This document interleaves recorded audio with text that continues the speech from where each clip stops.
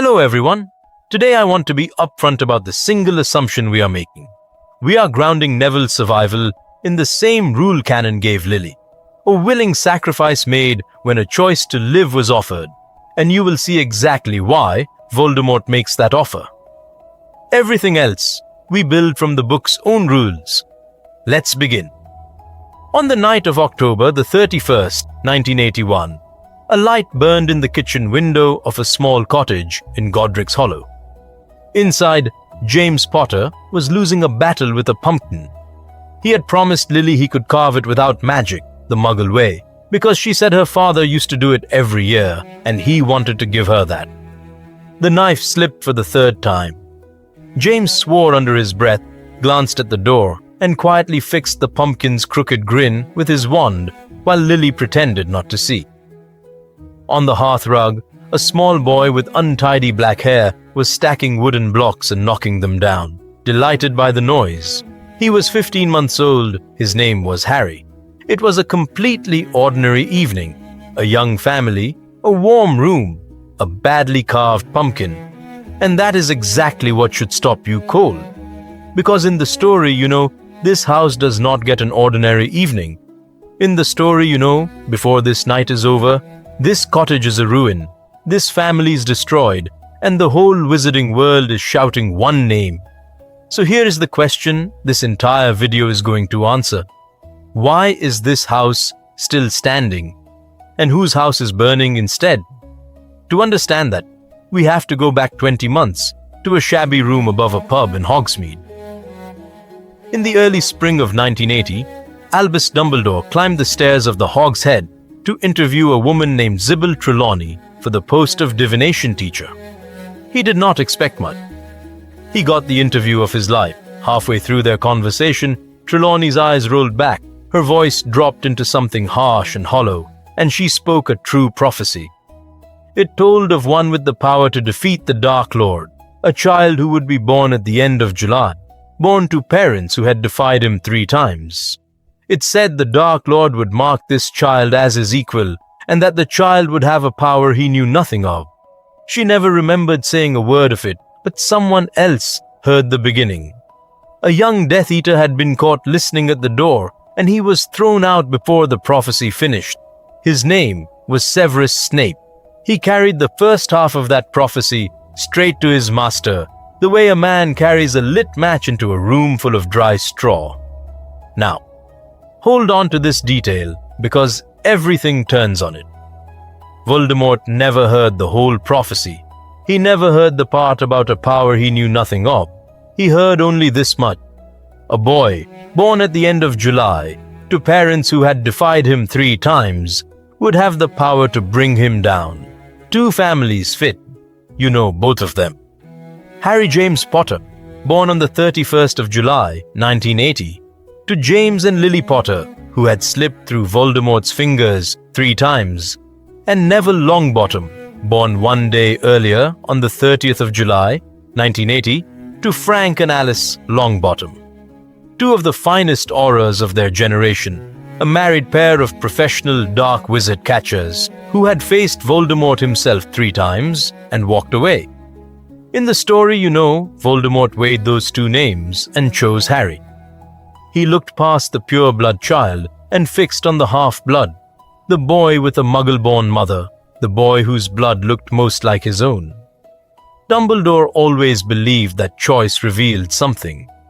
Voldemort saw himself in Harry, and so he decided Harry must be the danger. Tonight, in this timeline, he reasons differently. And honestly, when you lay out his logic, it is chillingly easy to follow. Picture him alone in a borrowed manor house, the prophecy turning over and over in his mind. Who is the equal foretold? He asks himself. A child is nothing on its own. A child is a seed.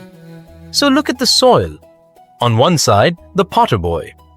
The father, a rich, arrogant duelist. The mother, talented, yes, but Muggle-born. A girl who did not even know magic existed until she was 11. On the other side, the Longbottom boy.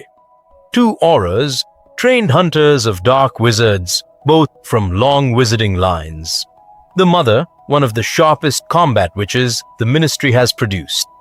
The father, heir to the house of Longbottom, a family older than the ministry itself, a family whose name sits in the oldest records of wizarding Britain. Voldemort has spent his whole life believing one thing above all others: power flows through blood. It is the lie at the center of him, the orphan who invented a lordship, and here, in the quiet of that room, the lie makes his decision for him.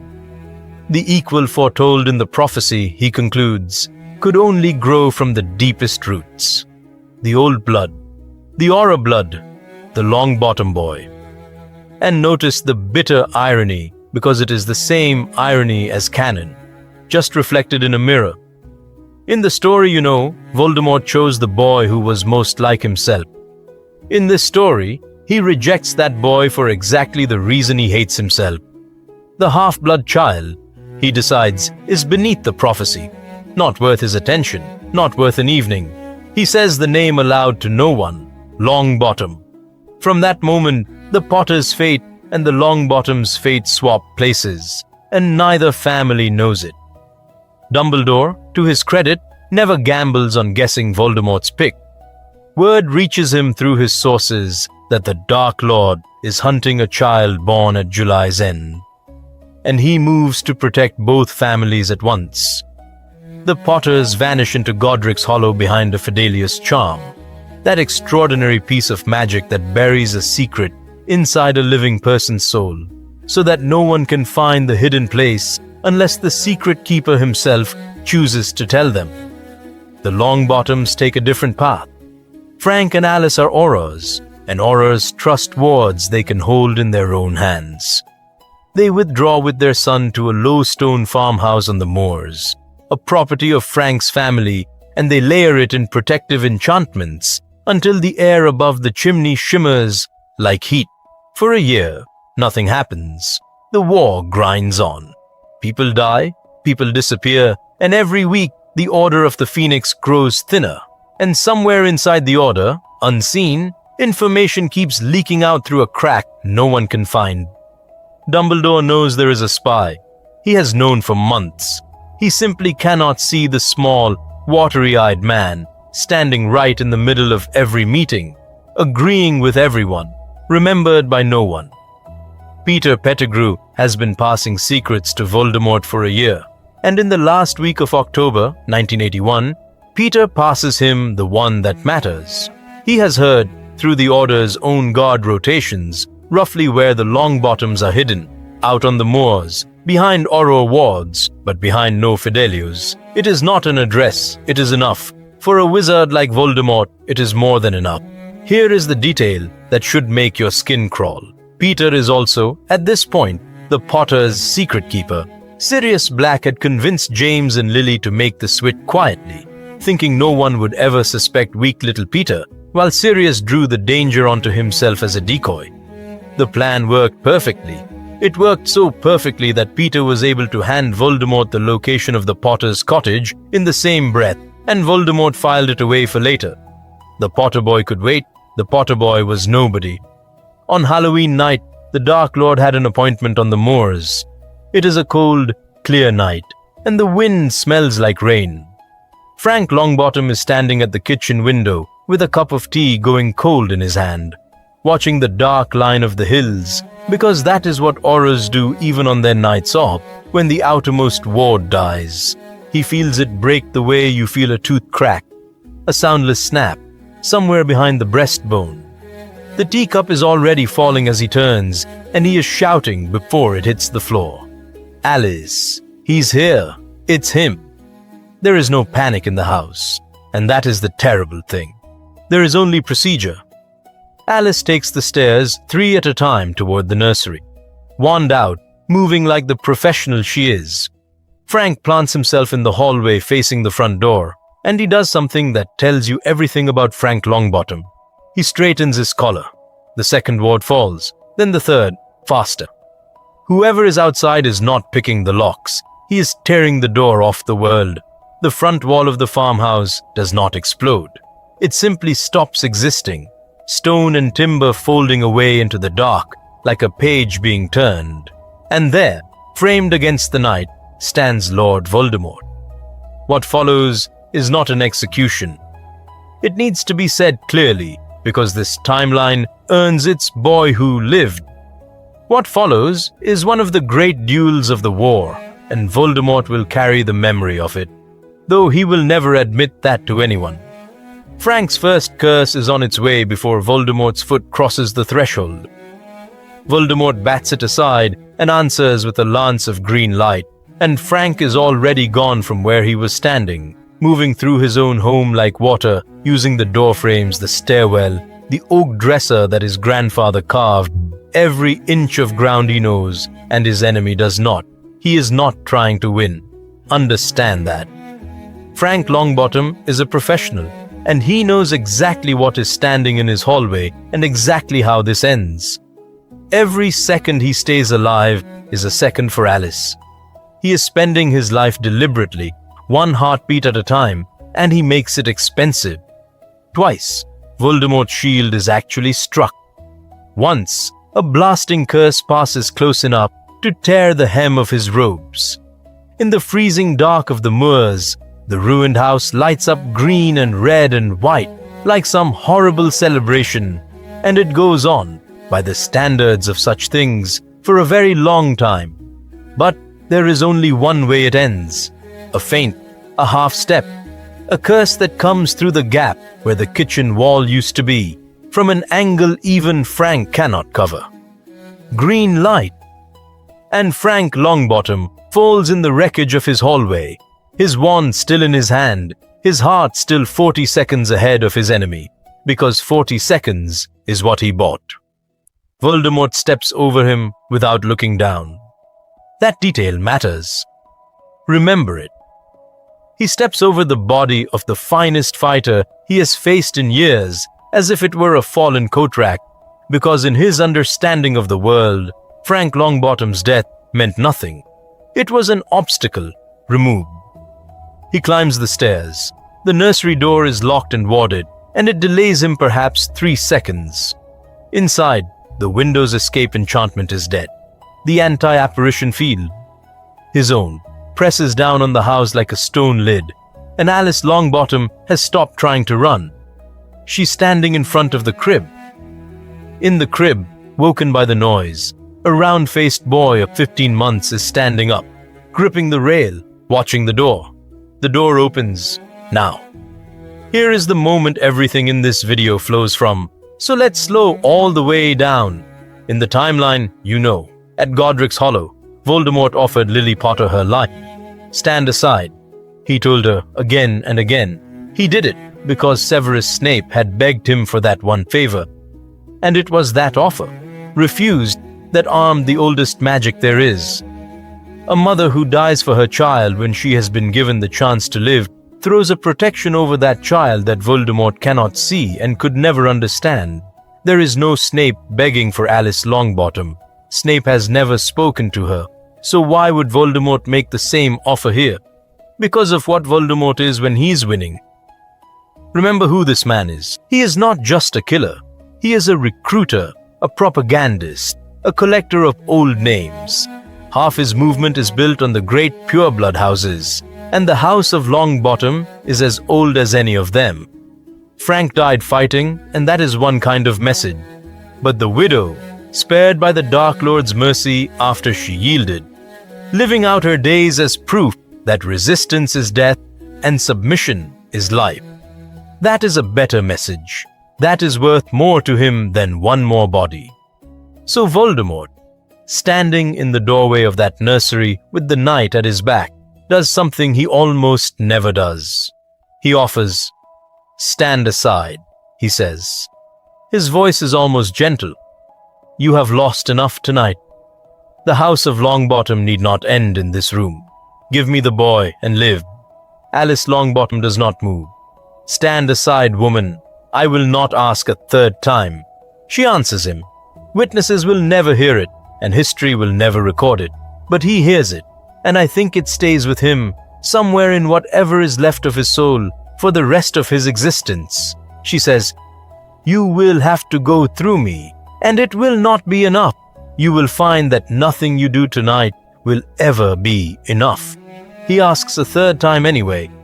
Make of that what you will.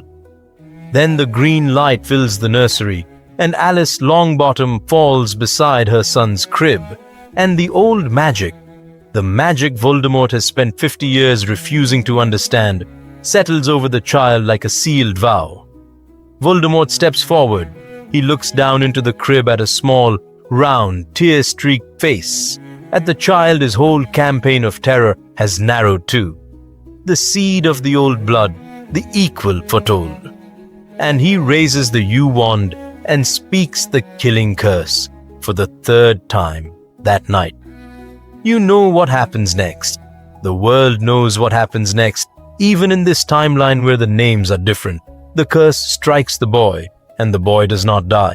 The curse breaks against a mother's finished promise and comes back up the line of its own light, and it hits Lord Voldemort with the full weight of everything he is. The farmhouse roof comes off in a ring of fire. On the moors, sheep bolt in the dark a mile away, and something that is no longer a man, something ripped out of its own ruined body, less than a ghost, less than the meanest spirit, goes screaming away over the hills, clinging to its one comfort, the anchors it hid years ago, the pieces of itself locked away in secret places. It does not die, because it has made very sure it cannot. But as of this night, Lord Voldemort has no hands, no wand, no voice, and no followers who know where to look for him. And in the smoking shell of a nursery on the Lancashire moors, under a hole where the roof used to be, a 15-month-old boy sits crying in his crib with a fresh wound on his forehead, a thin curved scar like a sickle moon, and no one left alive in the house to hear him. His name is Neville Longbottom, and he is the boy who lived. Now stop and feel how strange this night looks from a distance. In Godric's Hollow, James Potter falls asleep on the sofa with his son on his chest and the pumpkin candle burning down, and nothing happens to them at all. The most important thing in the Potters' lives on October the 31st, 1981, is a thing that does not happen, and they will not even learn about it until morning. That is the story of the choice. Now comes the story of what the choice cost, because the ruin on the moors is only hours old, and the consequences are already moving. There is one more figure at the farmhouse before the ministry arrives, and you need to see him, because no one else ever will. A small man appears at the edge of the wreckage with a crack of apparition, hugging himself against the cold. Peter Pettigrew has felt something no Death Eater can describe.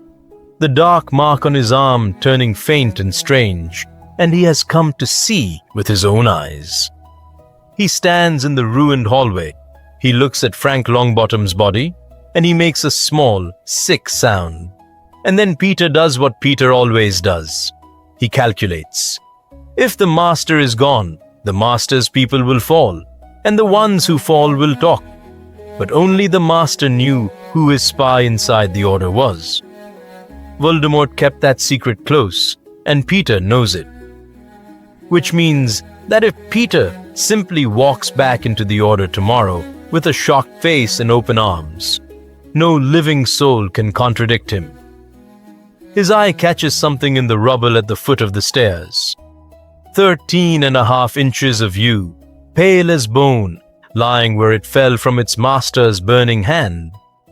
Voldemort's wand. Peter Pettigrew glances over his shoulder, wraps the wand in his scarf with shaking fingers, and disappears.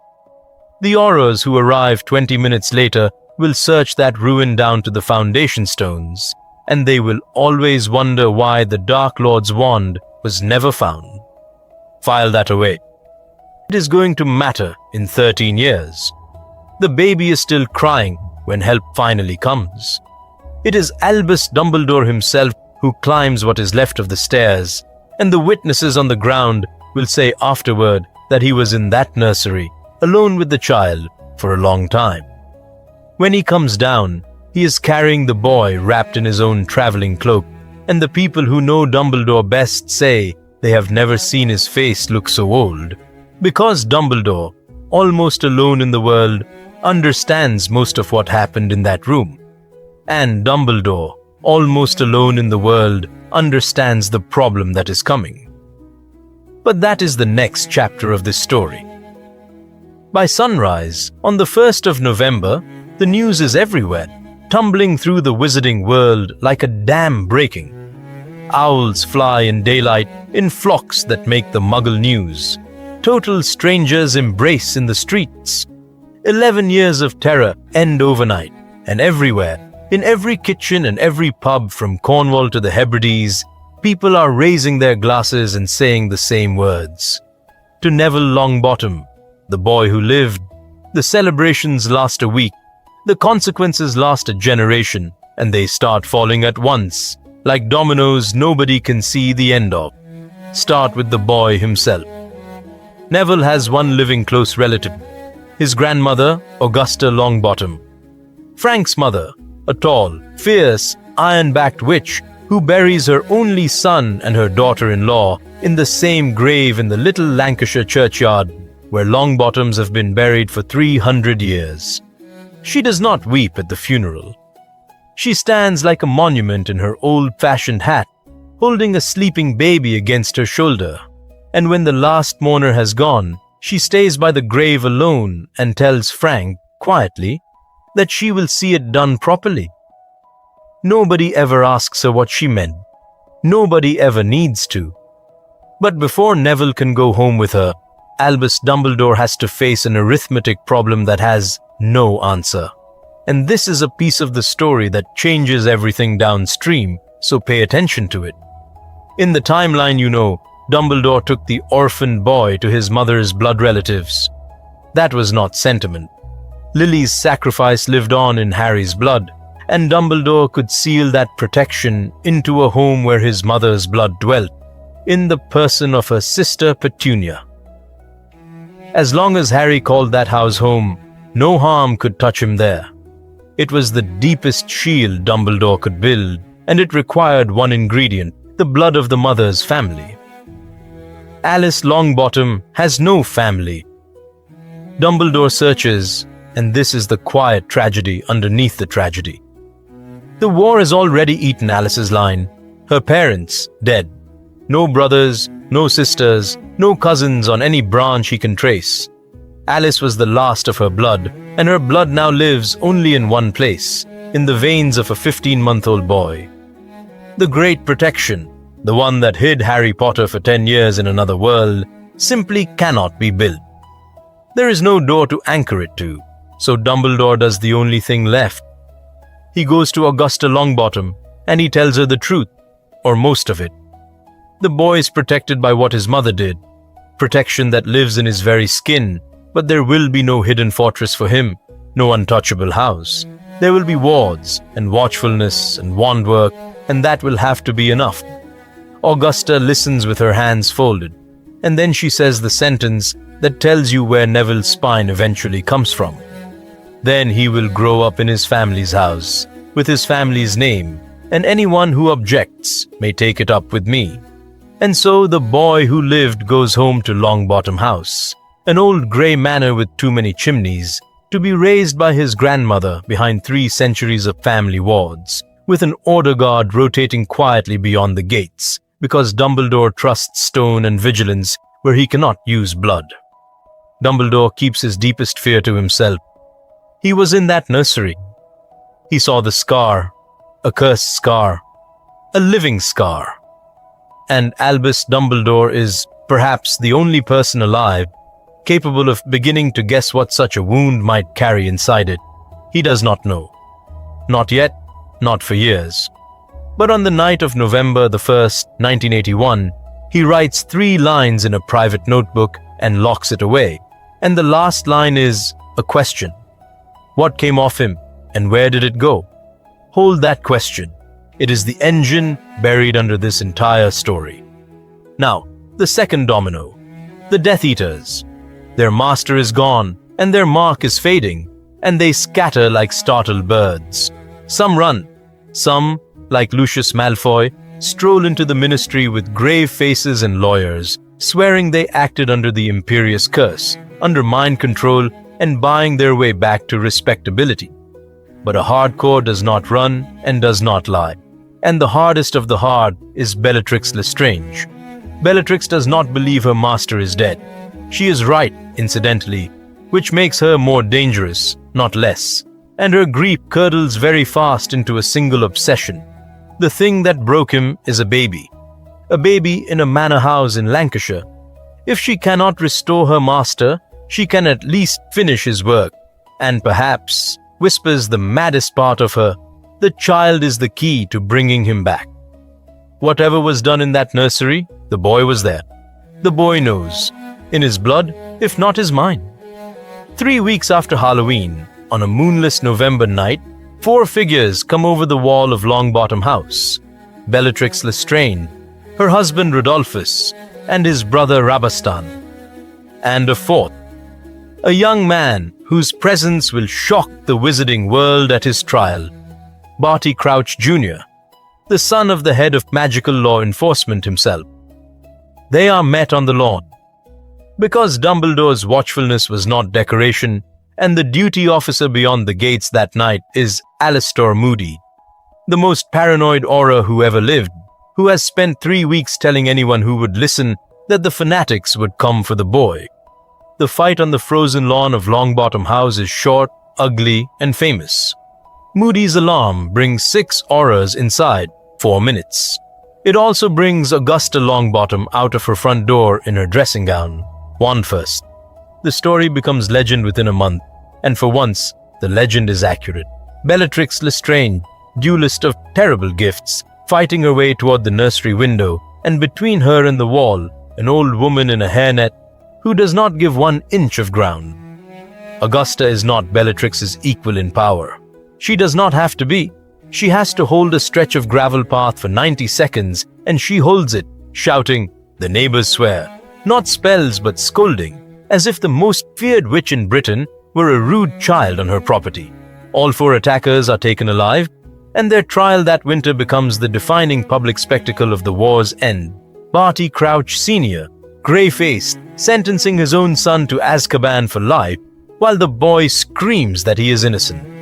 Bellatrix, upright and glittering-eyed in the chained chair, telling the entire Wizengamot that the Dark Lord will rise again, and that when he does, he will come first for the Longbottom boy, and last for everyone in this room. People laughed nervously at that in 1981. Remember that they laughed.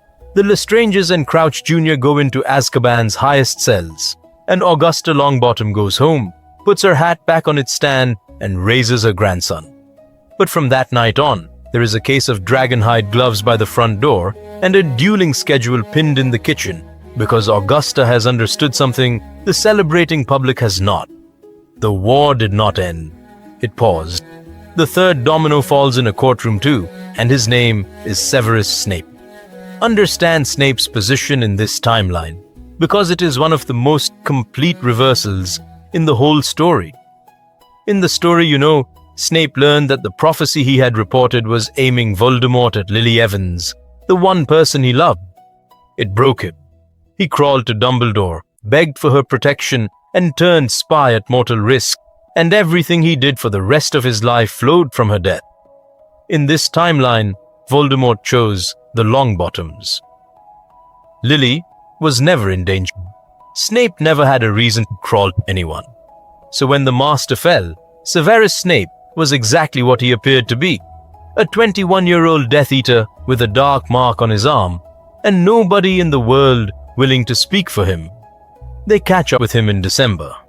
The captured Death Eater Igor Karkaroff, bargaining for his own skin, recites names to the Wizengamot like a shopping list, and Snape's is on it. There is no Dumbledore rising in the courtroom to vouch for him, because in this timeline there is nothing to vouch for.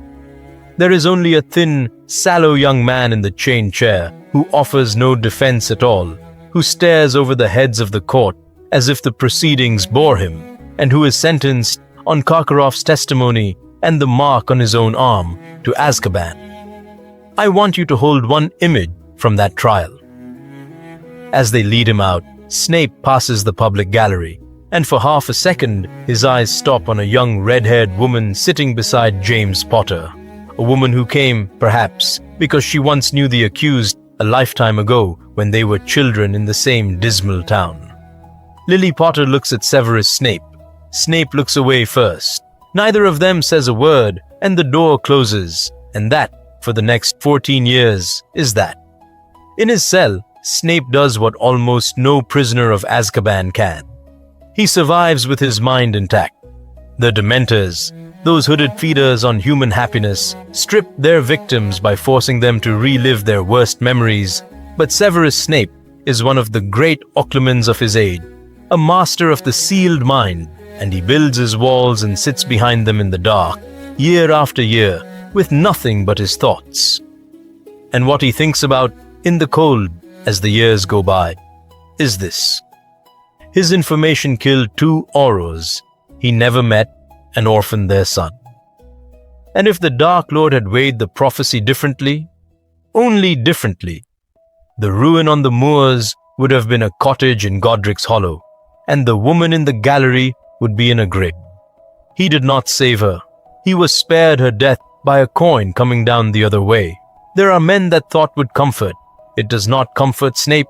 It sits in his chest like swallowed glass, 14 years of it, and when it finally comes back out of him near the end of the story, it will change everything, leave him there in the dark for now. He waits, and the 4th domino, the one that does not fall, Peter Pettigrew. Nobody comes for Peter because there is nothing to come for. The Potters were never betrayed, so nobody ever asks who could have betrayed them. Sirius never confronts him, never chases him down a London street, never goes to Azkaban, because in this timeline there is no crime to accuse him of. The Order knows there was a leak during the war. Dumbledore says so plainly in the last Order meeting that someone fed Voldemort information for at least a year and that the leak was never found. Grim looks go around the room and Peter Pettigrew arranges his face into a wounded frown like everybody else. And the meeting moves on, and the war ends, and the file stays open. So Peter simply continues. He takes a quiet job in the ministry, in the Department of Magical Transportation. 3rd desk from the window, the kind of job nobody remembers you hold. He attends the memorials. He drinks with James and Sirius on Halloween every year, raising a glass to absent friends and lets Sirius pay. And under the floorboards of his flat, wrapped in a scarf, lies a wand of yew, 13.5 inches, that he has never once dared to touch and never once considered giving up. Peter does not know why he keeps it. That is what he tells himself. Peter is very good at not knowing things about himself. 13 years from now, we will find out what the wand was waiting for.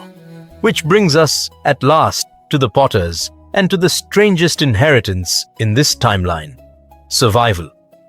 They come out of hiding in November, blinking, into a world that is celebrating everyone's deliverance, but grieving in front of their door.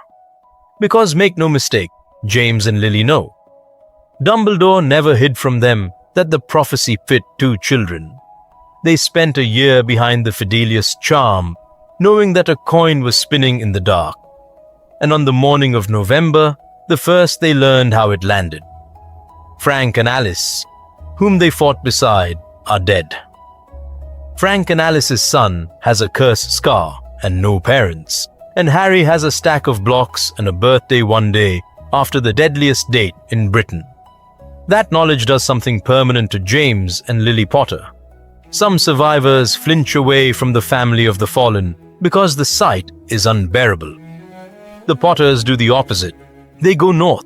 They stand in Augusta Longbottom's freezing drawing room, 2 famous war heroes twitching like nervous students under that old woman's gaze, and Lily says, "We would like to be in his life, if you will allow it, for as long as he will have us." Augusta looks at them for a long moment. Augusta Longbottom does not want pity, and her house does not run on charity. But Augusta is also no fool, and she is looking at a boy her grandson's exact age, and at 2 people who knew Frank and Alice young, who can one day tell Neville the stories that she, the grieving mother, will never be able to tell without her voice failing. So she nods once and puts the kettle on, and that nod quietly decides the next 17 years. The boys grow up in each other's pockets. Harry Potter's childhood in this timeline is everything it never got to be. Loud, warm, chaotic, entirely safe. He grows up in Godric's Hollow with a mother who makes him do his sums and a father who teaches him to fly far too young, with Uncle Sirius roaring up on a motorbike, with unsuitable presents, with quiet Uncle Remus, who always knows which book you need, and yes, with kind, nervous Uncle Peter, who is wonderful with children and always remembers birthdays. And I am going to let that sentence sit there and curdle because the Potters let him hold their son. And one weekend a month in every school holiday, the Potter's kitchen has a second boy in it. A round-faced, soft-spoken boy who says, "Please and thank you," like it is a survival skill, who flinches at loud noises and then pretends he did not, who is happiest on his knees in Lily's garden with dirt to his elbows. Neville is not shy of the Potters. He is shy of everyone else, of the whole watching world, because the whole world does watch him, and this is the cost of fame nobody in that celebrating crowd ever thought about. Strangers grab his hand in Diagon Alley. Grown witches cry at the sight of his scar. Every wizarding child in Britain grows up on picture books about the boy who lived. Brave little Neville facing the dark wizard. And the real Neville has to live inside that picture book, knowing the truth, which is that he was 1 year old and asleep, and the brave ones died. He says it out loud exactly once in his childhood, age 9, to Harry in the long grass behind Longbottom house. "Everyone thinks I did something. I didn't do anything. My mom did it." And Harry, 9 years old, says the thing that makes them brothers for lot. He says, "Yeah, and my mom would have done the same, and then everyone would be staring at me instead. It's rubbish luck, mate. It's not you." Neville never forgets that. Neither should you, because when everything comes due, years from now, in the worst hour of the war, those two boys are going to have that conversation again with the whole world watching. And it will not be in long grass, and it will not be hypothetical. 2 more things about Neville's childhood, and then we go to Hogwarts, because both of these things are loaded guns on the wall. The first, Neville talks in his sleep, and once, only once, when he is 7, Augusta stands in his doorway at midnight and hears her grandson murmuring in a language that is not English. A thin, sliding, hissing sound that makes the hair stand up on her arms. In the morning, the boy remembers a dream about a snake in the walls, a friendly snake, he says. Augusta writes to Dumbledore. Dumbledore writes back a kind, calm, utterly unsatisfying letter and then sits alone in his office for a long time with his old notebook open to a page with 3 lines on it, looking at the question at the bottom. What came off him, and where did it go? He is beginning, only beginning, to fear the answer. The second. The summer Neville turns 11, his Hogwarts letter comes, and Augusta takes him to Diagon Alley, to Ollivander's, the dim, narrow wand shop where every British wizard's story begins. And Augusta walks in carrying a wand that is not for sale. Frank's wand. Ash and unicorn hair, 11 inches, polished with use. She lays it on the counter and says, he will carry his father's wand. Old Mr. Ollivander looks at the wand and at the boy, and his pale eyes do something complicated. He says gently that the wand chooses the wizard, that a wand inherited is a wand borrowed, and that the young man deserves his own. Augusta's chin lifts, and the shop gets very cold, and Neville, who wants his father's wand and dreads it in equal measure, whispers that it is fine, really, and picks it up. The wand does not spark for him. It does not refuse him either. It sits in his hand like a borrowed coat, and here is the detail that matters, the one Ollivander never mentions to Augusta. Somewhere in the back of that shop, in a dusty box on a high shelf, there is a wand of holly, 11 inches, with a single phoenix feather at its core.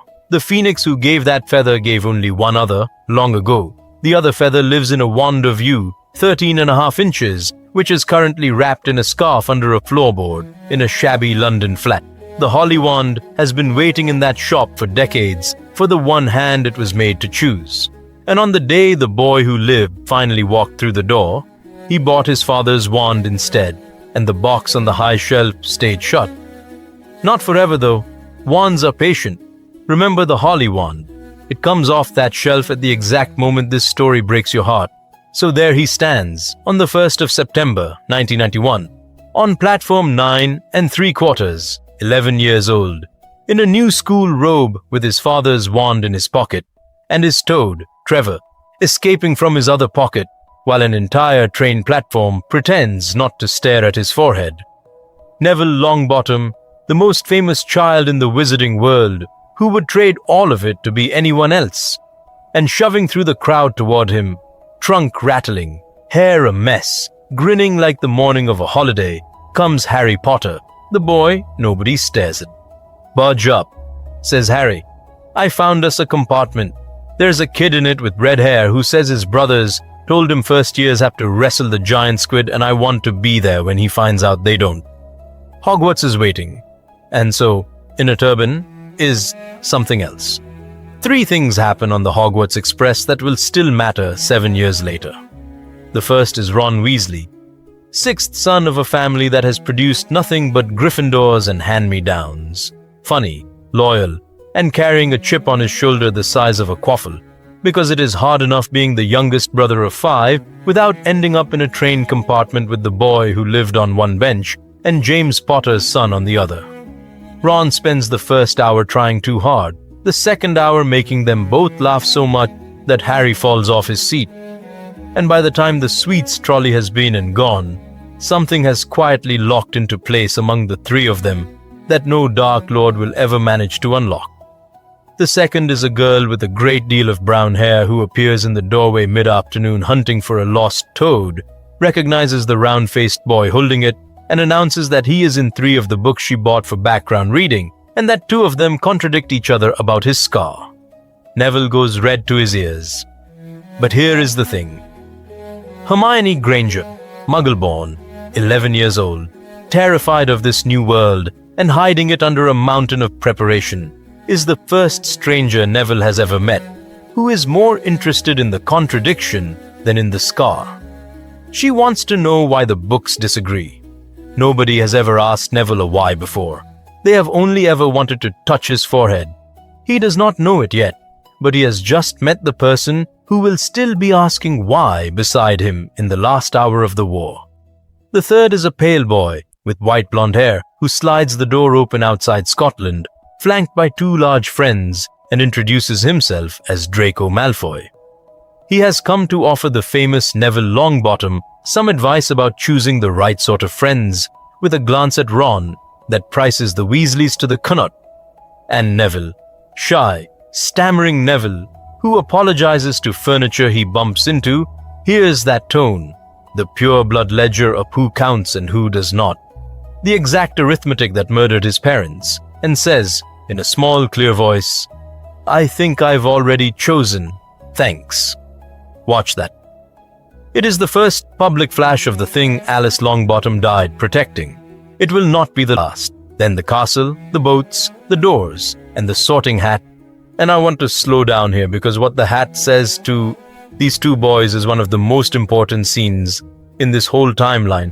The register is alphabetical, so Longbottom is called long before Potter, and when Neville's name rings out, the hall goes silent, the way a forest goes silent, and the hat sits on his head for 4.5 minutes. The school never learns what was said under the brim. You get to hear it.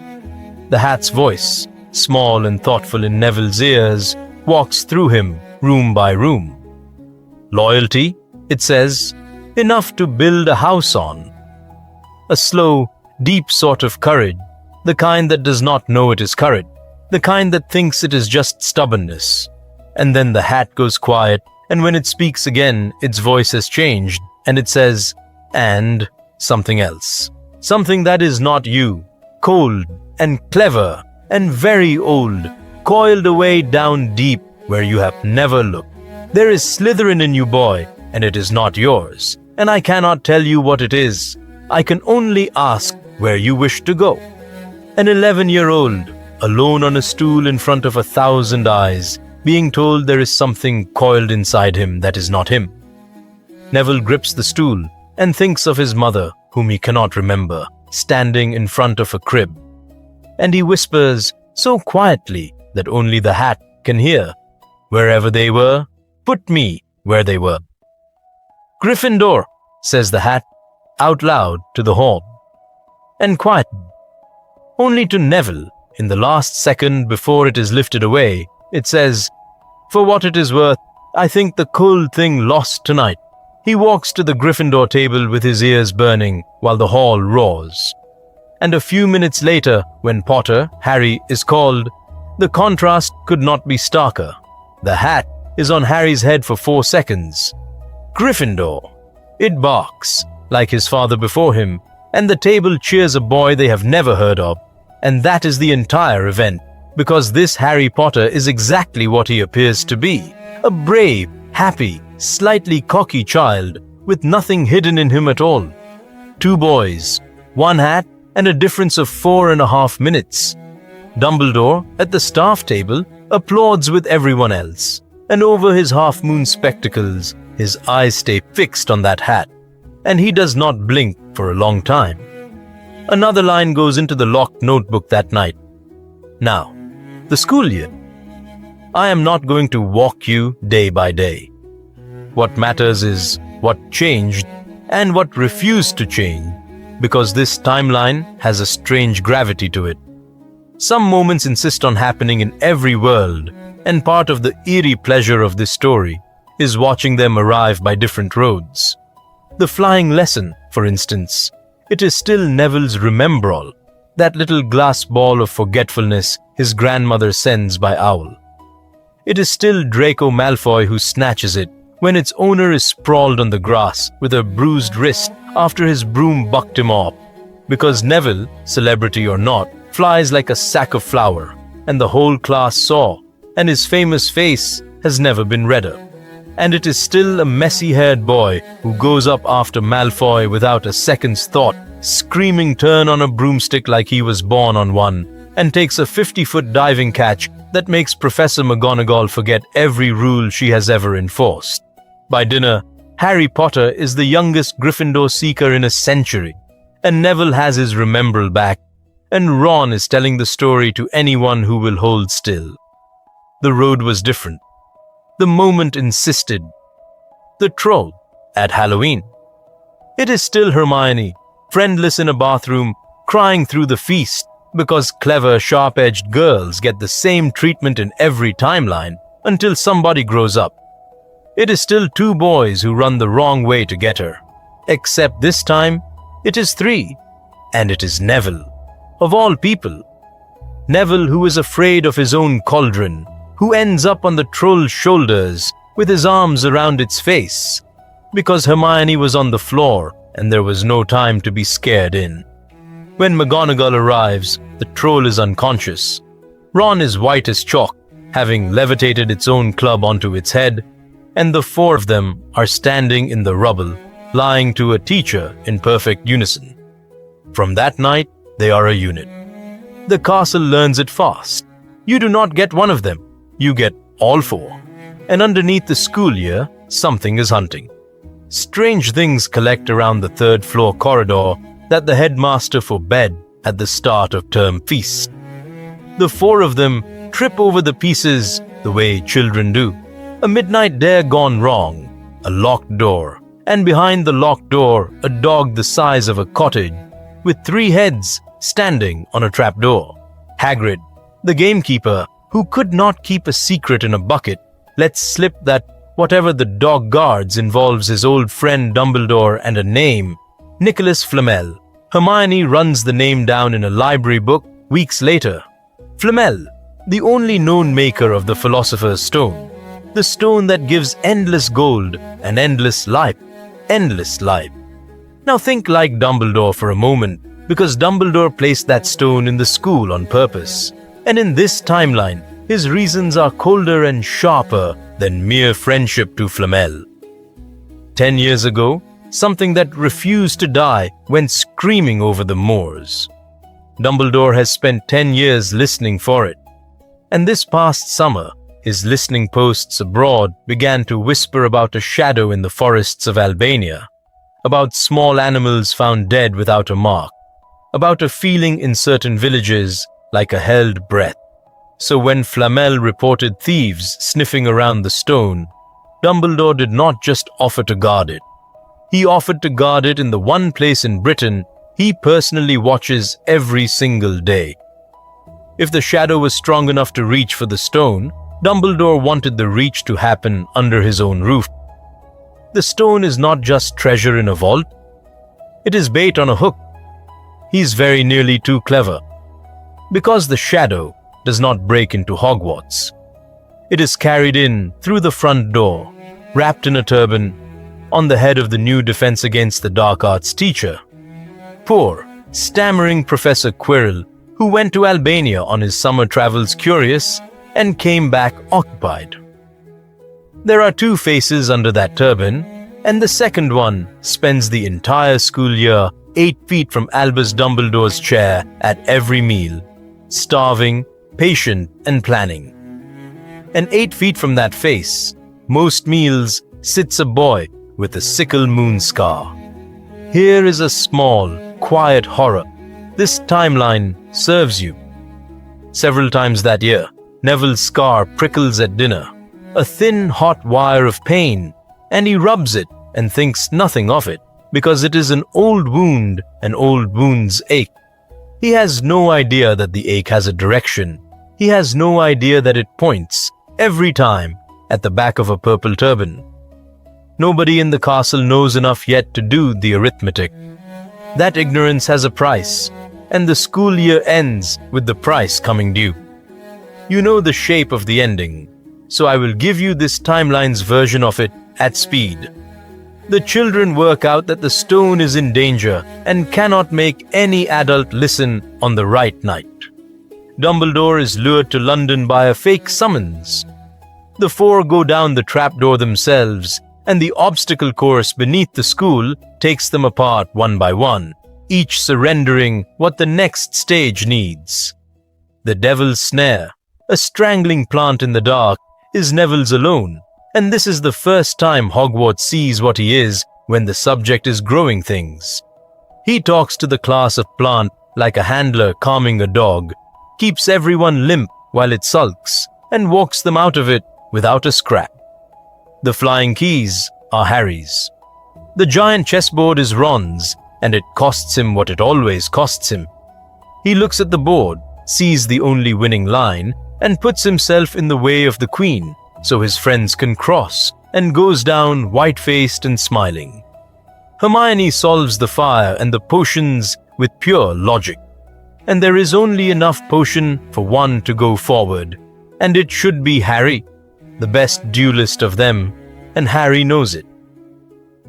But Neville's scar is burning like a brand now, and something in him has understood at last that whatever is through that fire came to his house once when he was 1 year old, and he says the sentence he has been walking toward all year. It's me it wants. It was always me. Go back and get help. And Neville Longbottom walks through black fire alone in his father's borrowed wand and his mother's invisible protection to face the thing on the other side. What he finds is Quirrell standing before the mirror of Erised, that tall ancient glass that shows the deepest desire of the Watcher's heart. What he learns, when the turban comes off, is that the back of Quirrell's skull is another face, chalk white, red-eyed, flat-nosed like a snake, a face out of Neville's picture books and nightmares, alive, or something adjacent to alive, and speaking to him by name. I will not soften what that face says, because it is the cruelest and truest thing anyone has said to Neville in 11 years, and villains recruit with truth. It says that it knows what Neville is, not a hero, a shy, fumbling child hiding inside a legend that belongs to his mother. It says the world will discover him eventually, discover there is nothing under the scar, unless he takes this chance, helps recover the stone, and becomes in fact what he is only in fiction. And for 1 second, one honest second, this story owes you. Part of Neville wants it. Not the power, the escape, any escape from the gap between Neville and the boy who lived. What saves him is the mirror. Voldemort forces him in front of it, demanding he report what he sees, hoping the boy's desire will surface the stone. And Neville looks into the mirror of Erised expecting to see greatness, the Neville of the picture books, tall and blazing. Instead, he sees a kitchen. His parents are in it. His mother is laughing at something, and his father is trying to carve a pumpkin without magic. And between them, unremarkable, unfamous, unmarked, no scar on his forehead at all, is Neville. That is all. That is the deepest desire of his heart, the whole of it. And you cannot recruit a boy with power when what he wants is a kitchen. No, says Neville to the second face. It is the same no his mother said in the nursery, arrived by inheritance. The fight, if you can call it that, lasts less than a minute. Quirrell seizes him, and the moment his hands close on Neville's skin, they blister and smoke as if the boy were made of live coals. Because Alice Longbottom's sacrifice lives in her son's skin, and the creature sharing Quirrell's body cannot touch him without burning. Neville does not understand it. He is 11.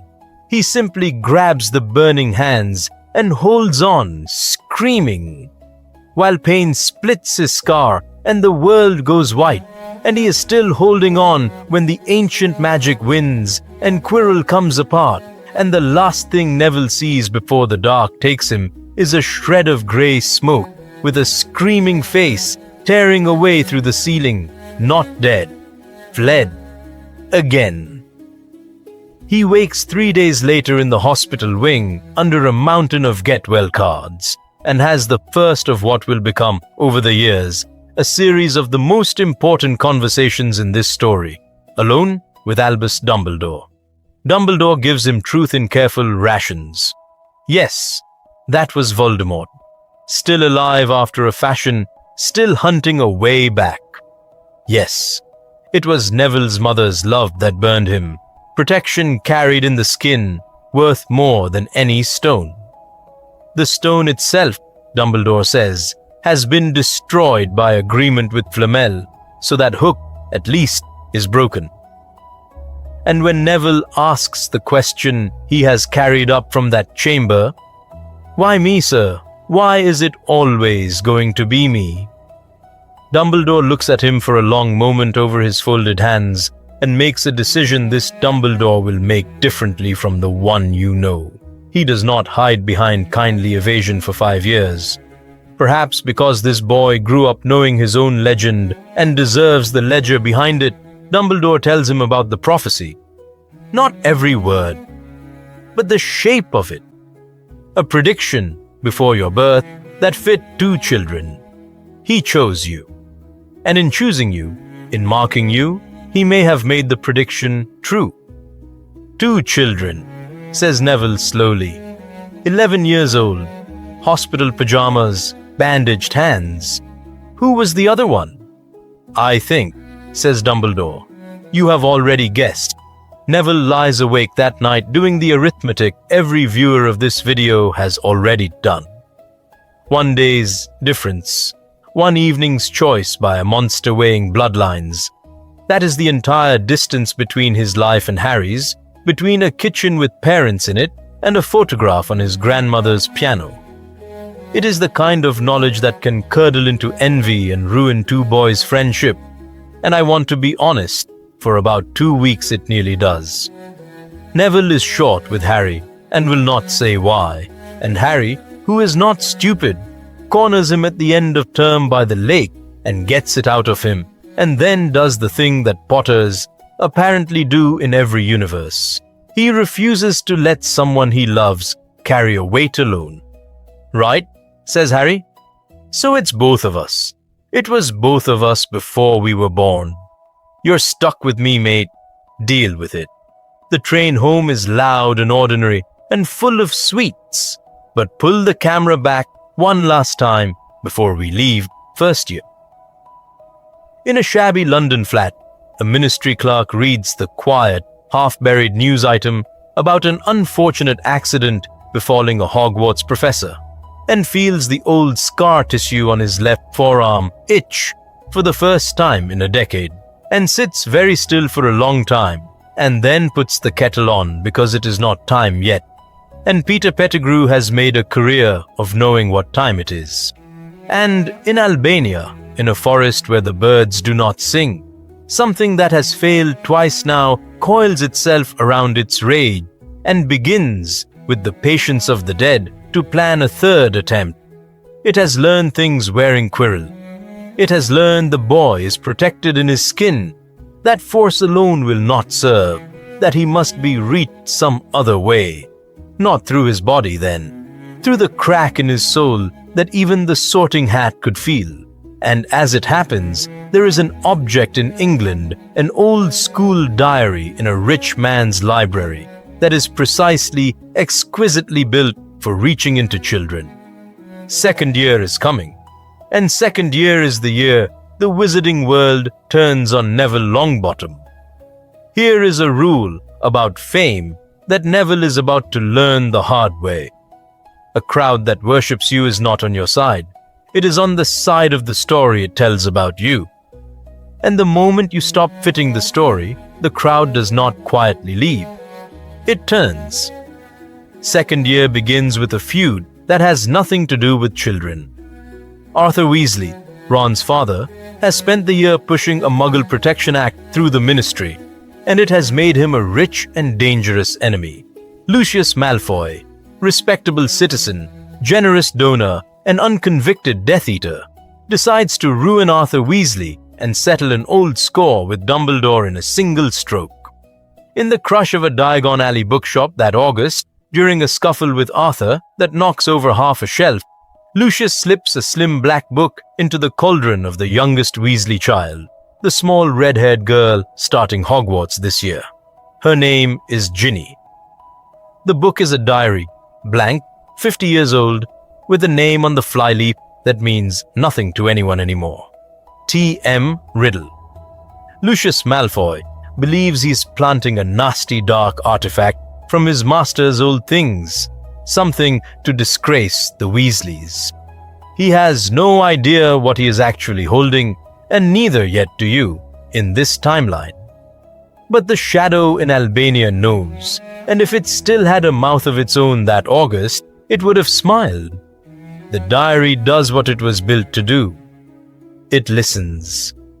Ginny Weasley, 11, overwhelmed, homesick, and half invisible in a family of 7, pours her heart into the friendly, sympathetic boy who writes back from inside the pages. And the boy in the pages, a preserved 16-year-old memory of Tom Marvolo Riddle, the student who would become Lord Voldemort, drinks her in and slowly takes the wheel. That autumn, things begin to happen in the castle. A caretaker's cat found stiff as a board. Words painted on a wall in letters the color of blood, announcing that the Chamber of Secrets has been opened. A Muggle-born student found frozen mid-step, petrified, alive but locked, like a photograph of themselves. The school dissolves into fear, and fear goes looking for a shape. It finds one on a dueling club stage in November. A conjured snake, an accident of a bad demonstration, angry and confused, rearing over a second-year student. And Neville Longbottom, before he can think, stepping forward and telling it to stop. He hears himself say it in English. Every other soul in that hall hears a sound like a knot of whispers sliding over stone, and sees the boy who lived hissing at a serpent, and sees the serpent listen. Parcel tongue, the language of snakes. The mark, in the mind of every wizard raised on the old stories, of Salazar Slytherin's own line, of the darkest of the dark. The hall does not cheer their hero. The hall goes cold and steps back, and somewhere in the crowd, somebody says it out loud. It was him. It has been him all along. Within a week, the theory has hardened into folklore. The boy who lived is the heir of Slytherin. Think about the shape of it, and you can almost forgive them, because fear is a story-shaped hole, and Neville fits it perfectly. He survived the killing curse. Nobody knows how. He speaks the snake language. Nobody knows why. Perhaps he did not defeat the Dark Lord that night. Perhaps he replaced him.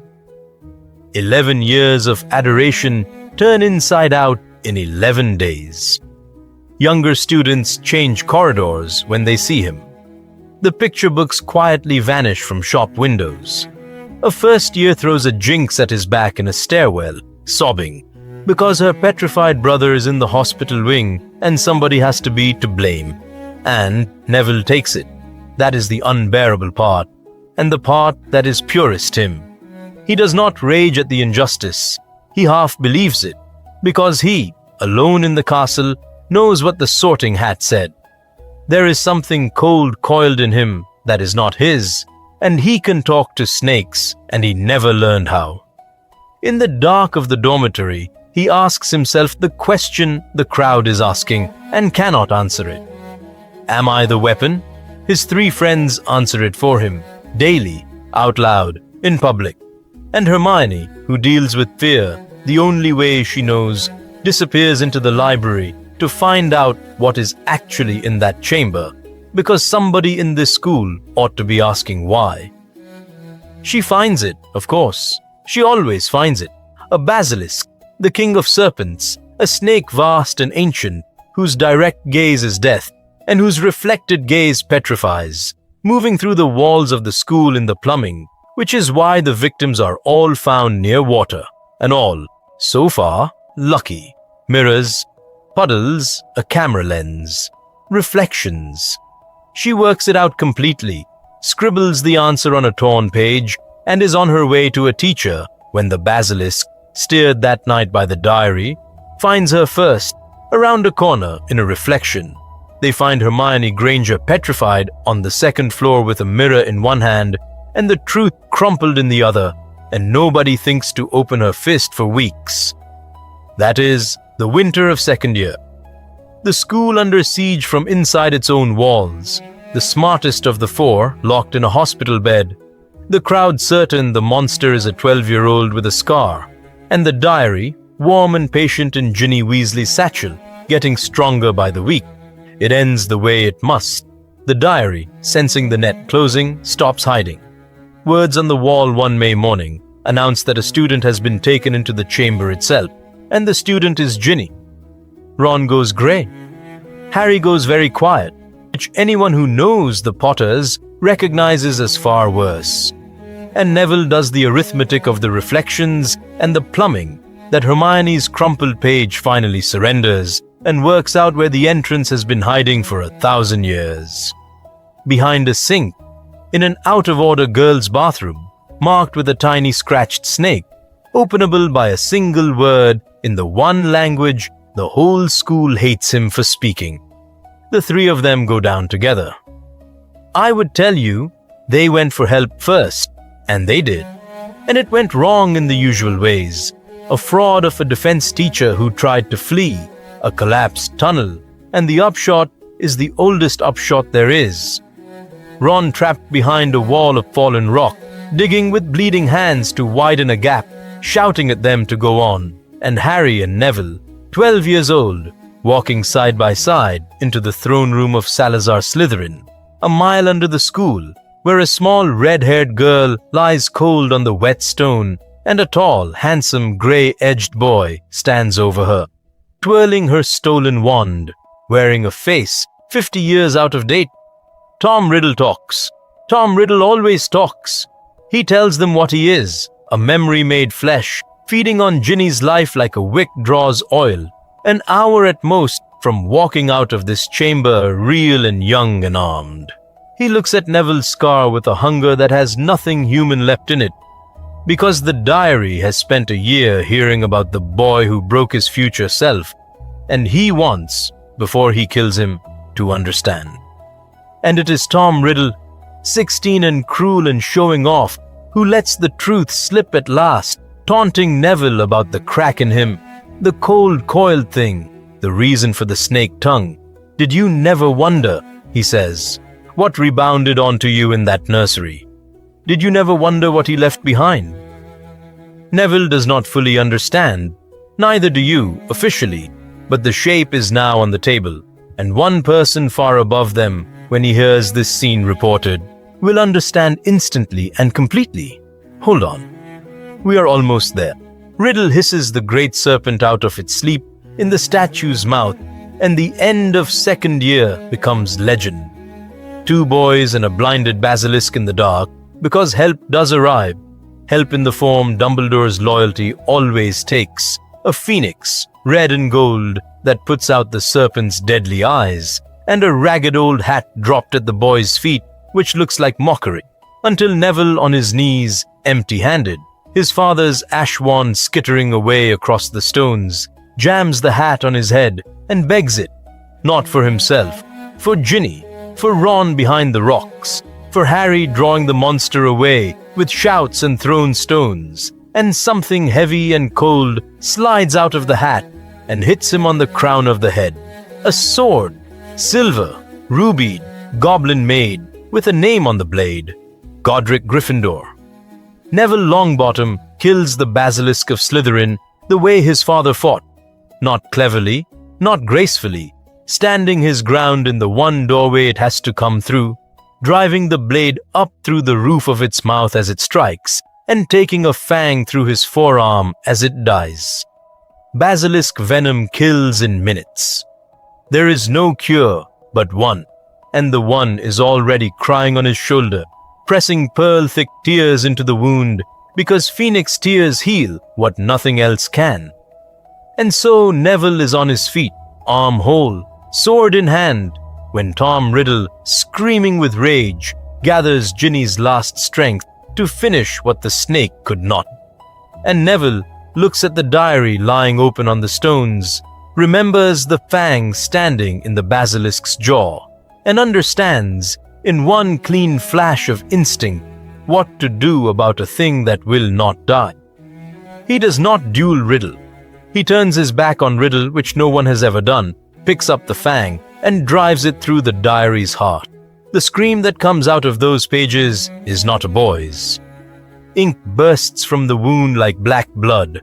The memory of Tom Riddle tears apart from the inside, and on the cold stone, Ginny Weasley's chest heaves, and she wakes and begins, horribly, wonderfully, to cry.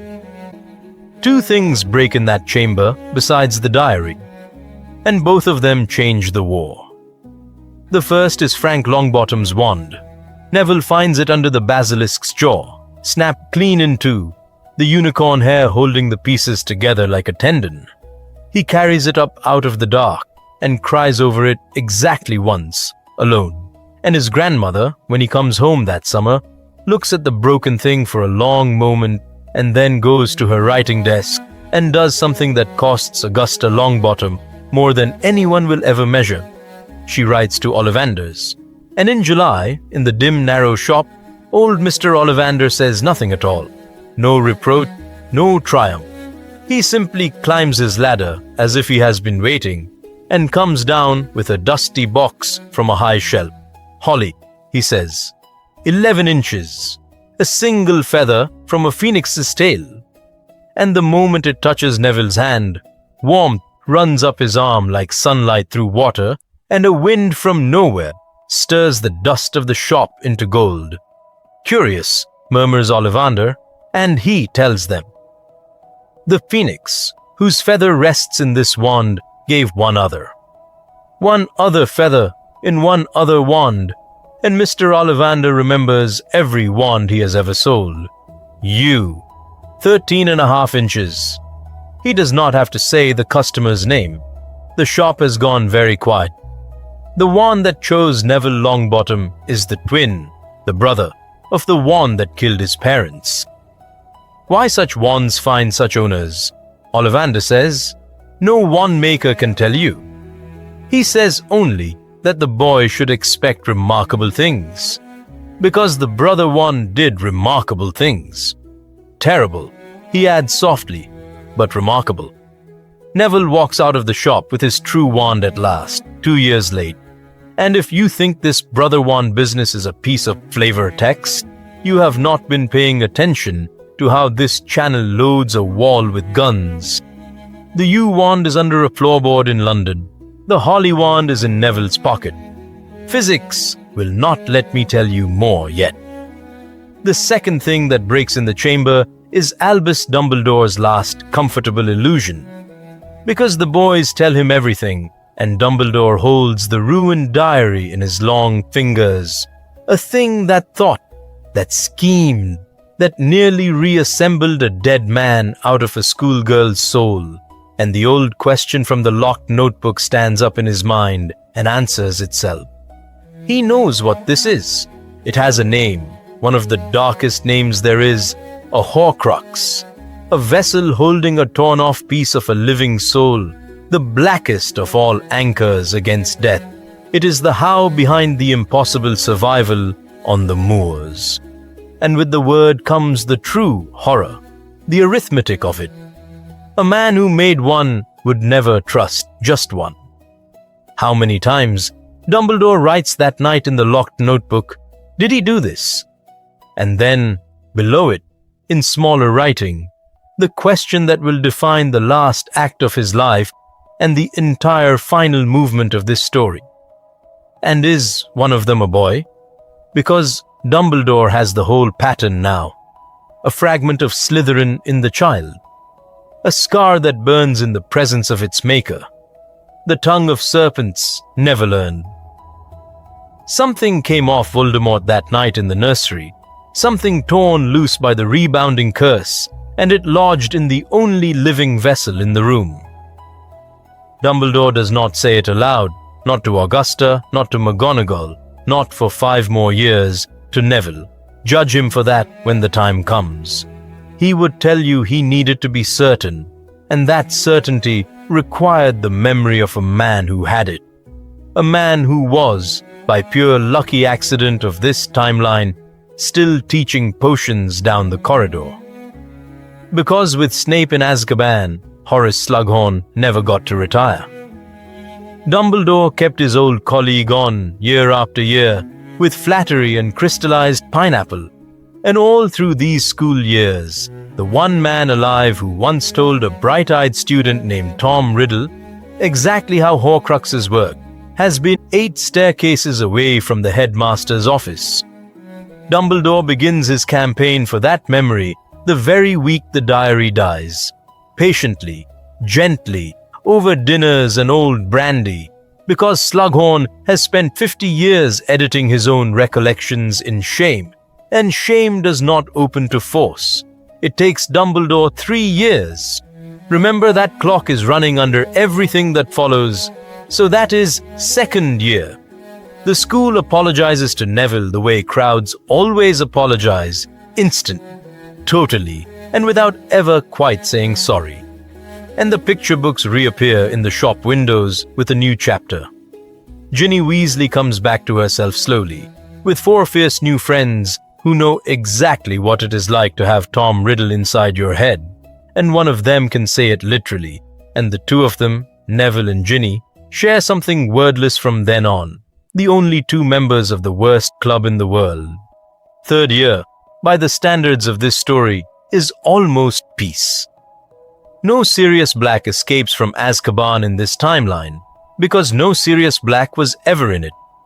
Instead, Sirius spends that year being what he became when his best friend did not die. A decorated, insufferable, brilliant Auror. And the year's quiet is his doing as much as anyone's. But something does begin in 3rd year, in an office in the Auror department, and it is the fuse of everything. Sirius Black has never let go of the leak. 14 years, and the file is still open on the corner of his desk. The question Dumbledore asked in the last Order meeting. Who fed Voldemort the Order's secrets in 1981? Who told him where the Longbottoms were hidden? The trail is stone cold, But Sirius has rank now, and time, and a punishing memory. And in the spring of 1994, he starts pulling the old guard rotations, the duty rosters, cross-referencing who knew what and when. And the thing about a list like that is that it gets shorter. Names come off it one by one. And Peter Pettigrew, who has lunch with Sirius every few weeks, who hears all about the hobby case because Sirius trusts him completely, watches the list shrink toward himself with the cold clarity of a rat, feeling the floor of the trap begin to tilt. In June of 1994, Peter Pettigrew requests a leave of absence from the Department of Magical Transportation, citing his health. He packs one bag, he lifts one floorboard, and he leaves England carrying the U-wand, heading east, following 13-year-old rumors and the pull of a faded mark toward a forest in Albania where the birds do not sing. The rats of that forest could have told him the way. In a sense, they do. Peter was always better at listening to small, crawling, frightened things than to people. He is one of them. And deep among the trees, the shadow that has waited 13 years for exactly this, for one coward with working hands and a debt of fear, feels its servant coming and gathers itself. Bertha Jorkins never comes home from her Albanian holiday that summer. A ministry wit with a legendary loose tongue and an unlucky itinerary. She is found by Peter, questioned by the thing Peter now serves, and emptied of everything she knows before she dies. And she knows something extraordinary. She knows about a scandal buried by a powerful man, about a young Death Eater everyone believes died in Azkaban, who is in fact alive, hidden for a decade in his father's house under the Imperious Curse. A servant more faithful than Peter could ever be. Barty Crouch Jr., the fanatic of the Longbottom raid, smuggled out of prison years ago by a father who could refuse his dying wife nothing. By the autumn of 1994, the Shadow is in England. It has a servant, then two. It has its old wand back, 13.5 inches of view, delivered by trembling hands after 13 years under a floorboard. It has a plan requiring 3 ingredients and a cauldron. And it has, at long last, an address for the only person in the world it truly hates.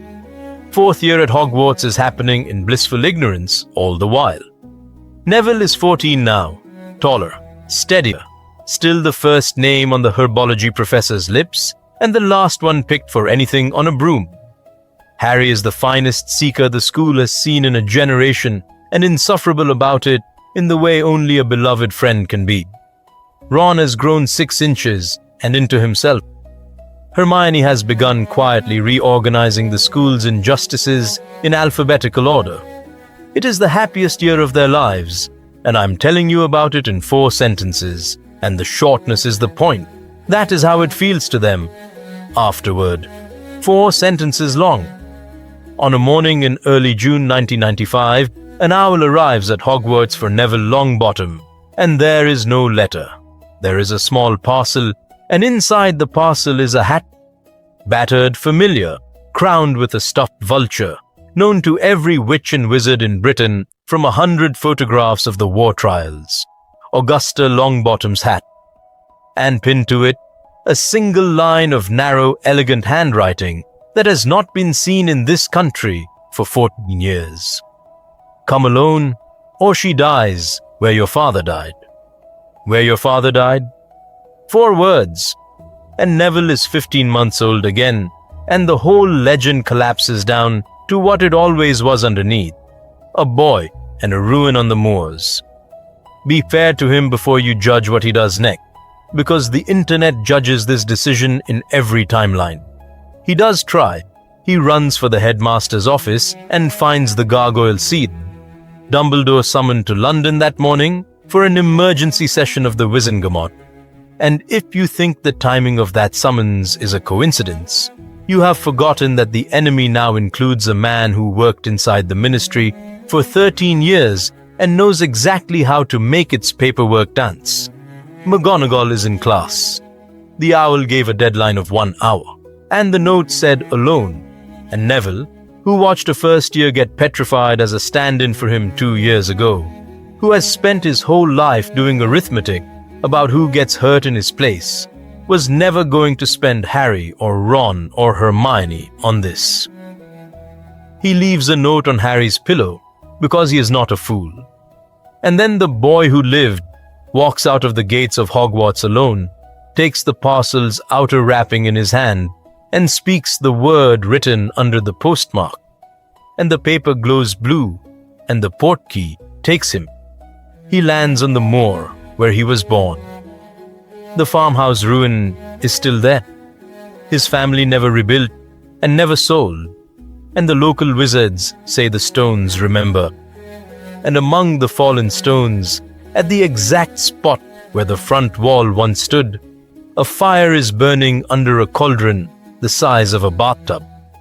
And beside it stands a man Neville has never seen, plump, balding, watery-eyed, and behind him, bound and gagged against the old chimney, alive, furious, and struggling, is his grandmother. You know this ritual. Late one June evening, in the wreck of the house where he lost his body, Lord Voldemort takes it back, bone of the father, and Peter Pettigrew, weeping steadily, chisels it from a grave in the little churchyard down the hill, because in this timeline, the ruin and the grave are a half-mile apart. And the whole geography of Voldemort's rebirth is one long insult aimed at a 15-year-old boy. Flesh of the servant, and Peter's scream sends the crows up off the moor for a mile around. Blood of the enemy, taken from Neville's arm where he stands bound to his own doorpost, because the enemy was always going to be him, forcibly given, into the cauldron. And the thing that rises from the cauldron, white as a drowned thing, red-eyed, wand in hand for the first time in 14 years, is Lord Voldemort, reborn on the spot where Alice Longbottom told him that nothing he did that night would ever be enough. What follows is the graveyard scene of this timeline, and it is crueler and stranger than the one you know because of one difference: the audience. Voldemort presses the mark on Peter's arm, and out of the summer dusk they come, cracking into existence in a ring among the ruined stones, the Death Eaters who stayed free, the Malfoys and the Knots and the rest, masked and hooded, 14 years of excuses dying in their throats. And Voldemort walks the circle greeting them by name, itemizing their cowardice with a courtesy worse than any curse. And then he turns to the doorpost, to the boy, and he does what he brought the audience for.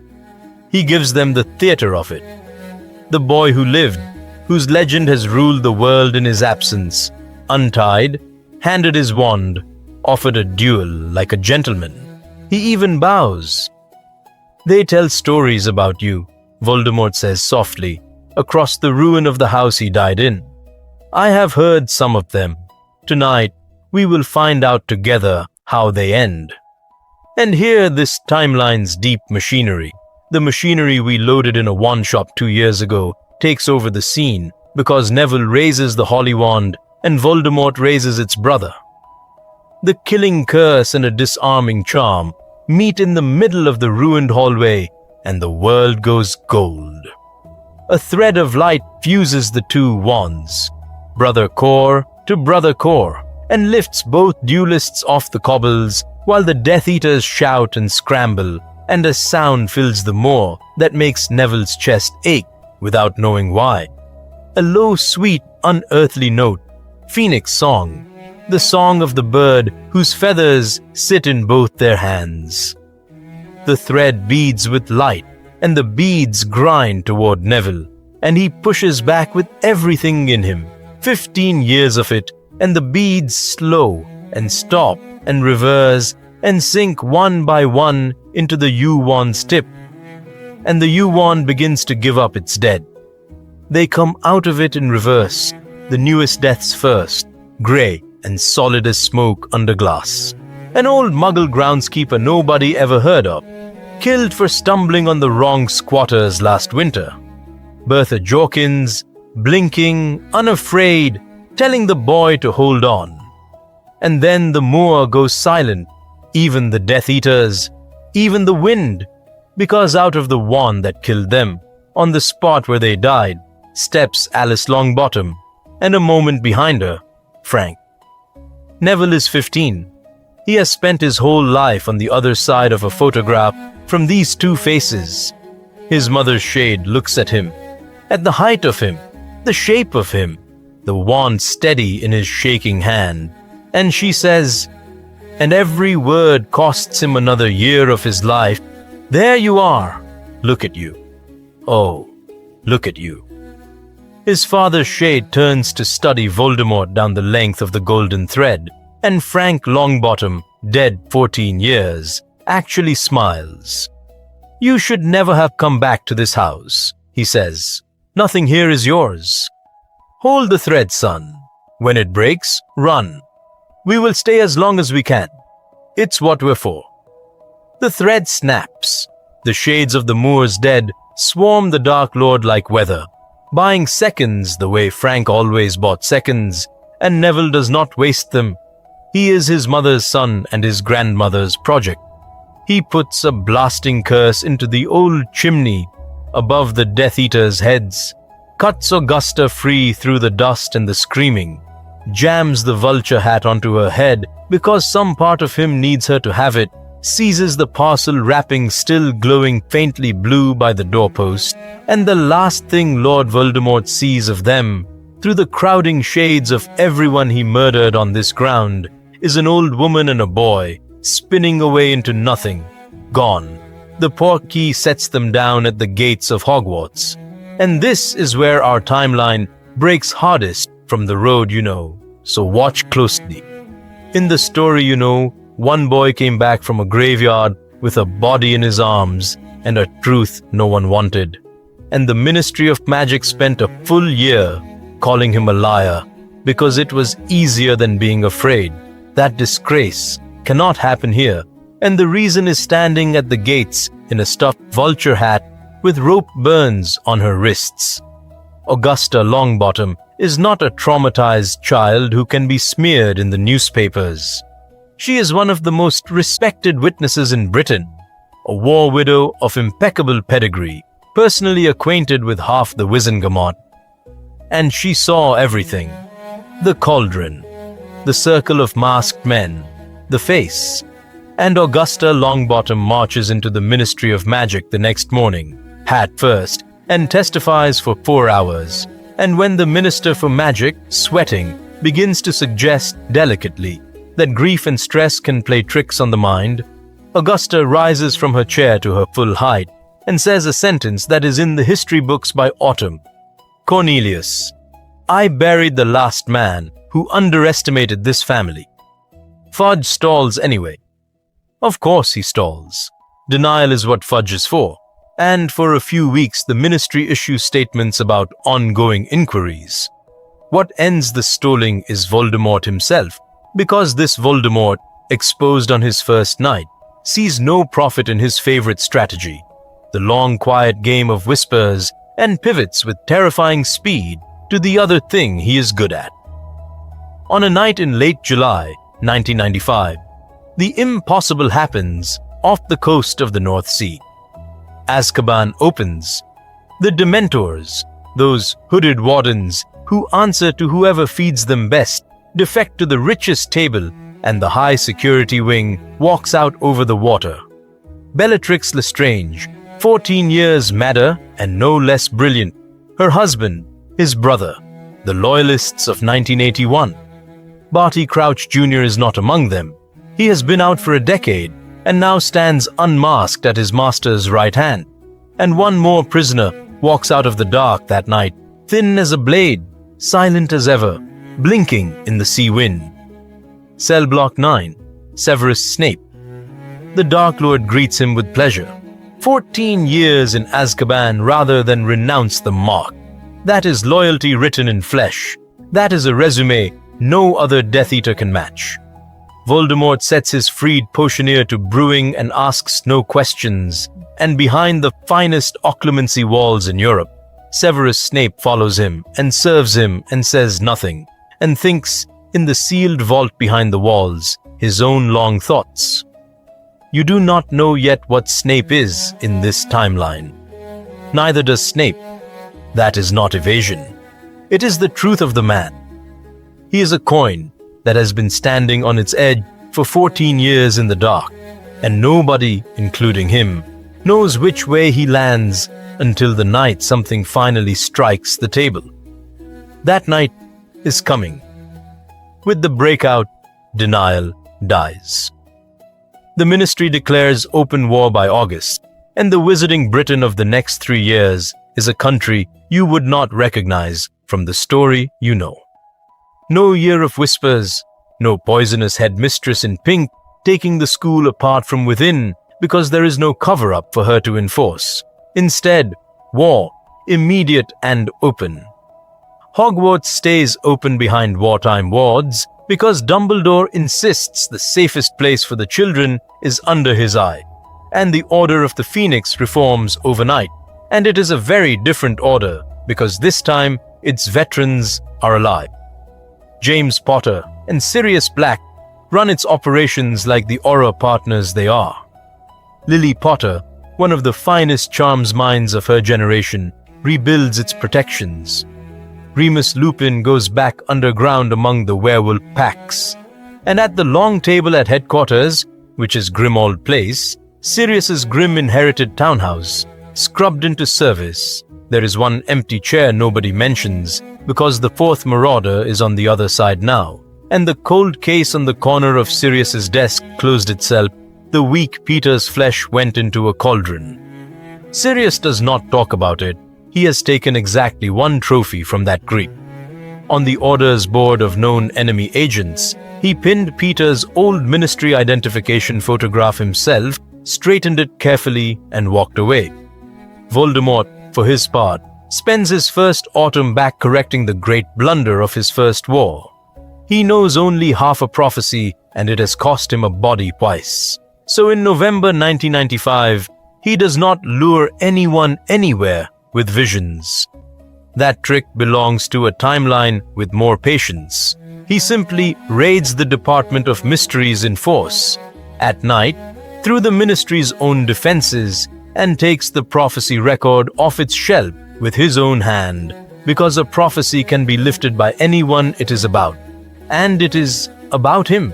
In the ringing silence of the Hall of Prophecy, he turns the little glass sphere over and listens to Sybil Trelawney's harsh recorded voice finish the sentence Snape's eavesdropping cut off 14 years ago. The one with the power to vanquish him will have a power the Dark Lord knows not. And either must die at the hand of the other, for neither can live while the other survives. At the hand of the other. Voldemort stands among the shelves and understands that no servant can do this for him, no basilisk, no proc. Neville Longbottom is his alone, his personally, until one of them ends the other. The obsession this plants in him will drag him, 3 years from now, to exactly the place and moment this whole story has been bending toward. He also hears the phrase about a power he knows not, and dismisses it instantly and completely, as he dismissed a half-blood baby once. And if you want the entire tragedy of Lord Voldemort in one sentence, it is that he heard the warning label twice and never once read it. Meanwhile, in a castle in Scotland, an old man is running out of runway and knows it. Dumbledore's 3-year campaign for Horace Slughorn's memory ends that same winter, and it ends because of the war. Slughorn watches the Azkaban breakout, watches the boy he taught half a century ago tear the country open a second time, and the shame he has been editing for 50 years finally outweighs the fear. He comes to Dumbledore's office at 2 a.m, grey-faced, with a vial of silver memory in his hand, and says, "I have to show you what I did." In the pensive, that stone basin where memories replay, Dumbledore finally watches the scene he has hunted for years. A charming, beautiful 6th-year student asking his flattered teacher a hypothetical question, and inside the hypothetical, the number. Not one Horcrux. A soul split towards 7 pieces, 6 anchors hidden in the world, and the 7th walking around in the man himself. The most audacious violation of nature ever attempted. Dumbledore comes out of the basin and sits down and does the arithmetic he has been dreading since the chamber. 6 anchors made on purpose. The diary, destroyed. That leaves 5 more hidden in the world, and 1 anchor beyond the count, unintended, unnumbered, walking the corridors of his own school with a sickle moonscar. He begins the hunt that same month, alone, in secret, following 50 years of gathered breadcrumbs about the boy Tom Riddle's history and hiding places. And in the summer of 1996, in the ruins of the Gaunt Shack in Little Hangleton, the hunt kills him. He finds the ring. Marvolo Gaunt's ring, 2nd Horcrux, sitting in a dusty box under the floorboards where a young murderer hid it, and set into the ring is a stone, and Dumbledore, who is the wisest man of his age and was once a young man with a dead sister and a guilty heart, recognizes the stone, and for one fatal moment he is not the wisest man of his age. He is a brother.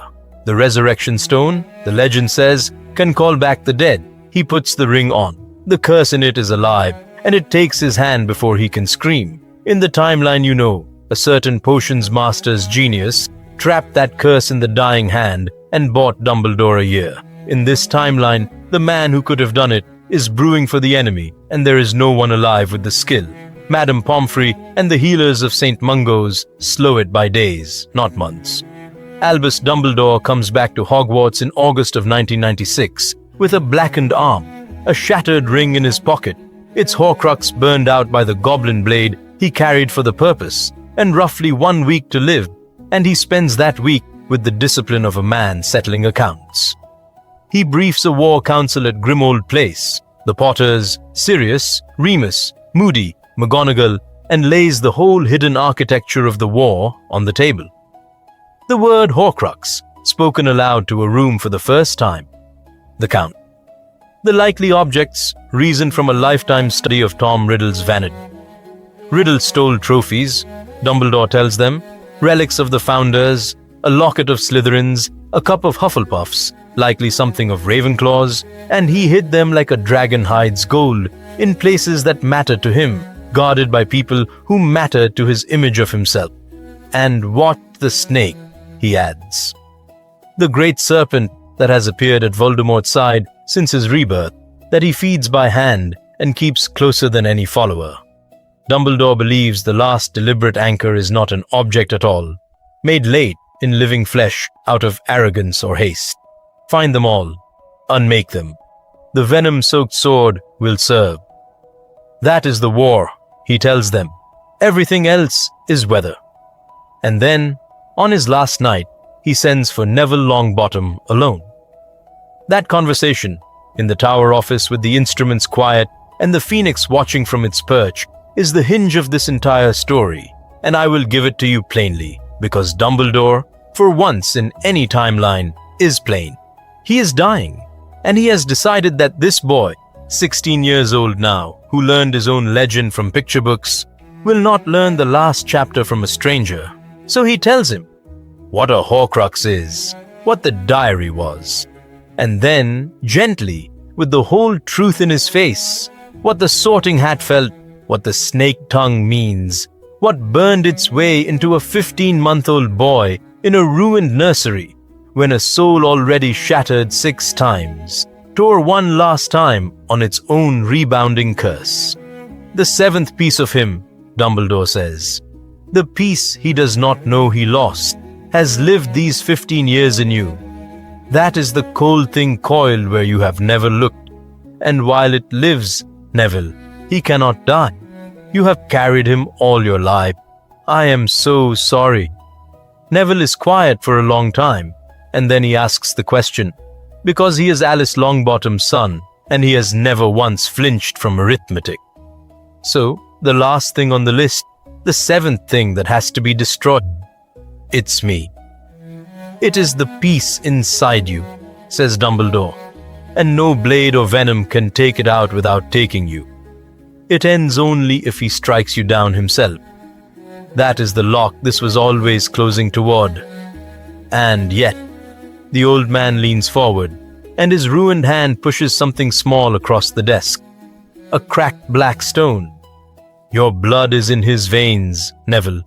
He took it into himself to rebuild his body, and with it, he took your mother's protection, and he does not understand what that means, because he has never understood anything that matters. It means the door he will open to destroy you may not lock behind you. I cannot promise. I can only tell you that when you have walked to the very end of this, you may find it is not the end. Keep the stone. When the time comes, you will know what it is for and whom to ask to walk with you. He makes Neville swear silence. One last Dumbledore secret, and this one, at least, is mercy and strategy in equal parts. If Voldemort ever suspects the boy knows, ever glimpses in Neville's mind that the Order understands the seventh anchor, everything falls apart, so Neville carries it alone. 16 years old, and he walks out of the tower carrying his own death warrant folded next to a cracked stone and says nothing. Not to his grandmother, not to Harry, for 2 years. When people talk about the courage of Neville Longbottom, and they will talk about it for centuries, this is the part they mean, not the sword. The silence. Albus Dumbledore dies in his sleep on the last night of August 1996, in his own bed, in his own castle, undefeated. The whole of Wizarding Britain stops for the funeral by the lake. Voldemort, informed, laughs aloud for the first time since his return, and begins planning the endgame of the war, because the board, he believes, has lost its only other player. He is wrong about that. The board has lost its player and gained a generation, and the generation was trained by everything Voldemort ever did to it. The last 2 years of the war, 1996 to 1998, run on 2 clocks at once. Above the surface, the war everyone can see, raids and battles and funerals, a ministry bleeding from the inside. Below the surface, the quiet war Dumbledore set in motion from his deathbed. The hunt. The locket falls first, and it falls to kindness, which is the most Neville ending imaginable. Dumbledore's notes pointed the Order to a sea cave from Tom Riddle's childhood, and the retrieval team, James, Sirius, and Moody, fight their way through its horrors at terrible cost to Moody's remaining good leg, only to come home with a fake. Inside the counterfeit locket is a note, Defiance from Beyond the Grave, signed with 3 initials.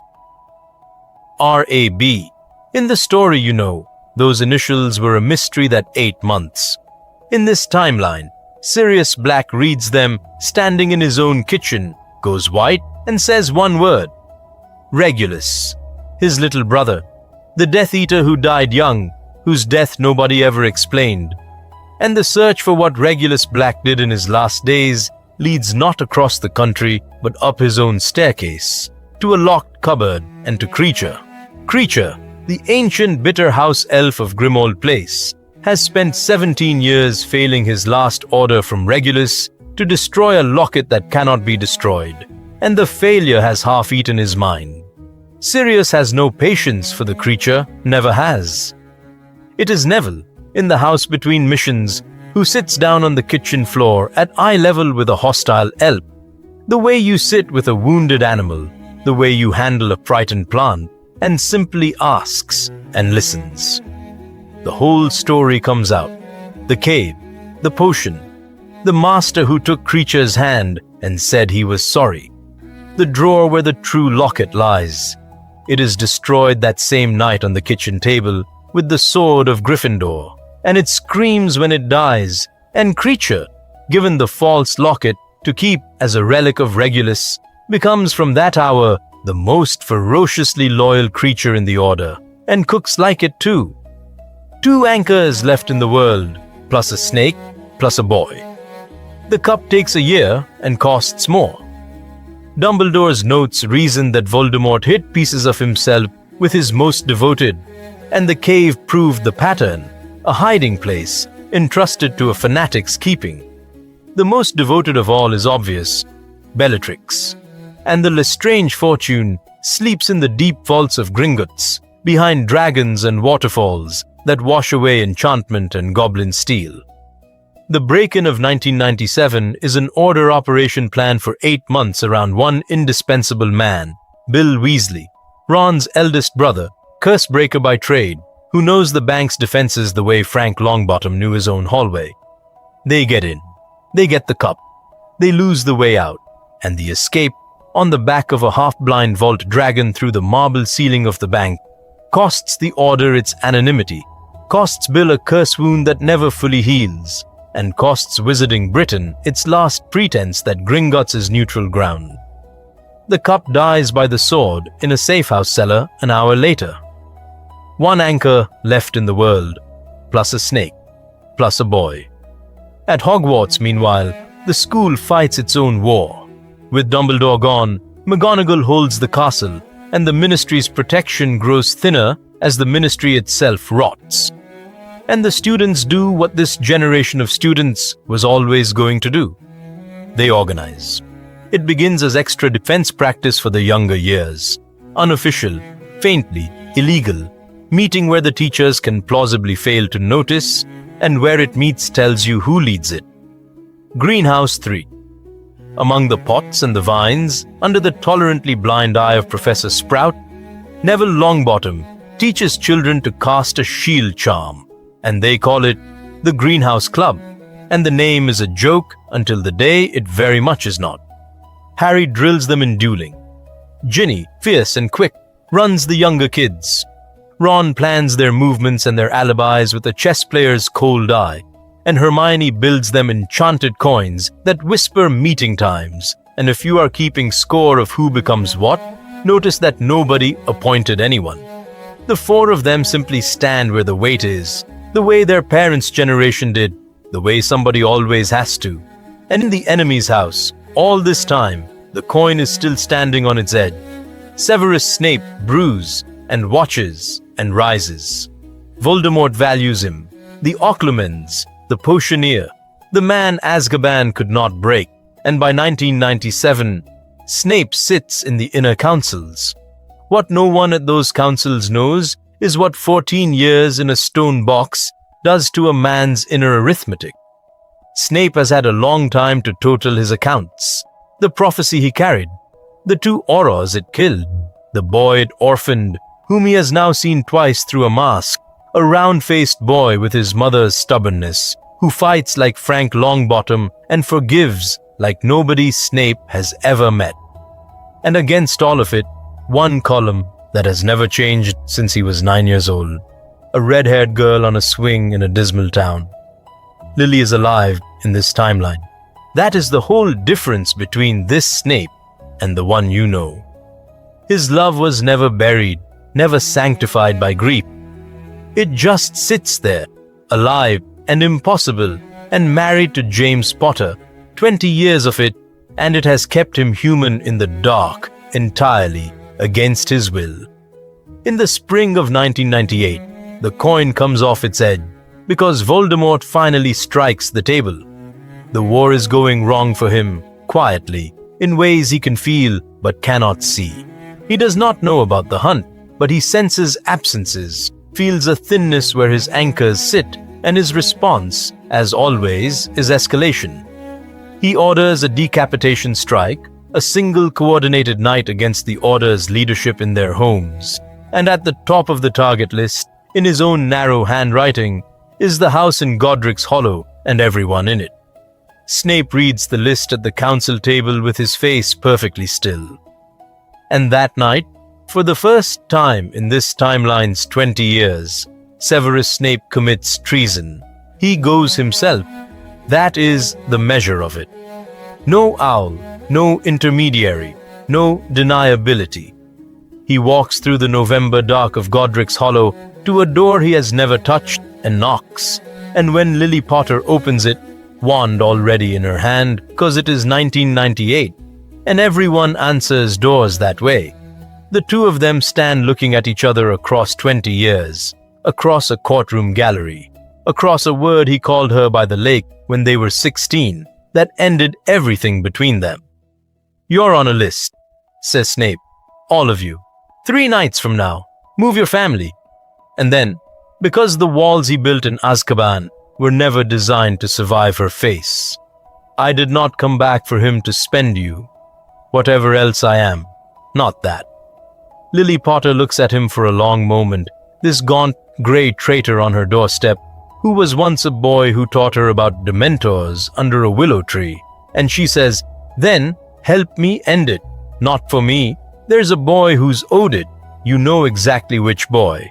And Severus Snape, who has belonged to something poisonous his entire adult life for want of anything better, finds out at the age of 38 what it feels like to be enlisted by the good, and discovers he has no defense against it at all. From that night, the Order has what it never had in this timeline: eyes inside. The decapitation strike hits empty houses, and Voldemort, enraged by a failure that stinks of betrayal, does what tyrants do when the walls whisper. He stops trusting the long game entirely and reaches for the end game with both hands. If the Order has grown teeth, he will tear out the jaw. In April 1998, the Ministry of Magic finally falls outright, its minister dead, its departments run through puppets. And on the first night of May, following the trace of the last great mystery he cannot solve, the thinness where his anchors used to be, Lord Voldemort turns his whole attention at last to the place where every road in his life has always ended, and marches his army on Hogwarts. The Battle of Hogwarts begins an hour before midnight on the 1st of May, 1998, and I'm not going to give it to you as a map. I'm going to give it to you as the 5 moments that decide the world. The first moment belongs to Neville's scar. As Voldemort crosses onto the grounds, rage boiling off him, the old link between them tears wide open, and for 3 seconds Neville is behind the red eyes, feeling what he feels, and what he feels is fear. Checking and rechecking a memory like a man patting his pocket for keys, a hidden room, a mountain of forgotten things, a tiara on a cracked bust. Neville comes back to himself on the 7th floor with the answer to the last riddle. Ravenclaw's diadem is in the castle. It has been in the castle all along.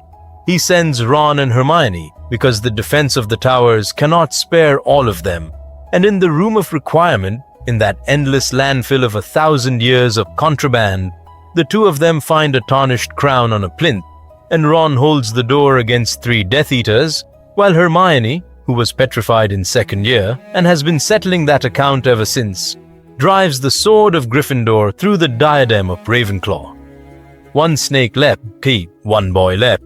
The second moment happens in the entrance courtyard, and the wizarding world will argue for a century about whether it is the saddest or the finest thing that happened that night. Bellatrix Lestrange, carving through the defense like the end of the world, comes face to face at last with the family she has hunted since 1981.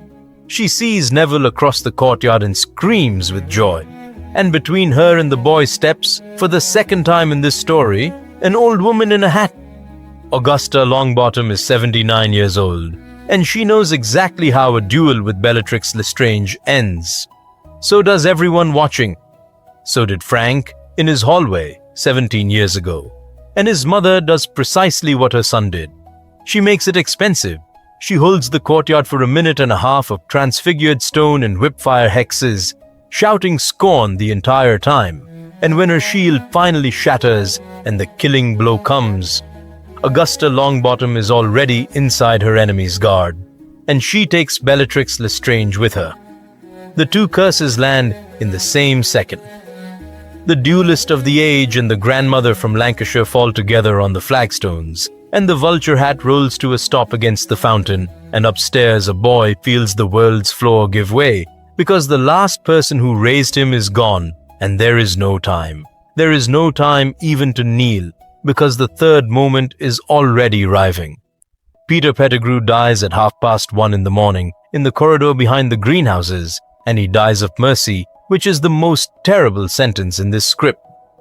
He has cornered a disarmed, bleeding James Potter, wand up, master's orders in his ears, and James looks at him without any fear at all and says only, "Go on then, Pete, you were at my wedding. and Peter's hand will not move.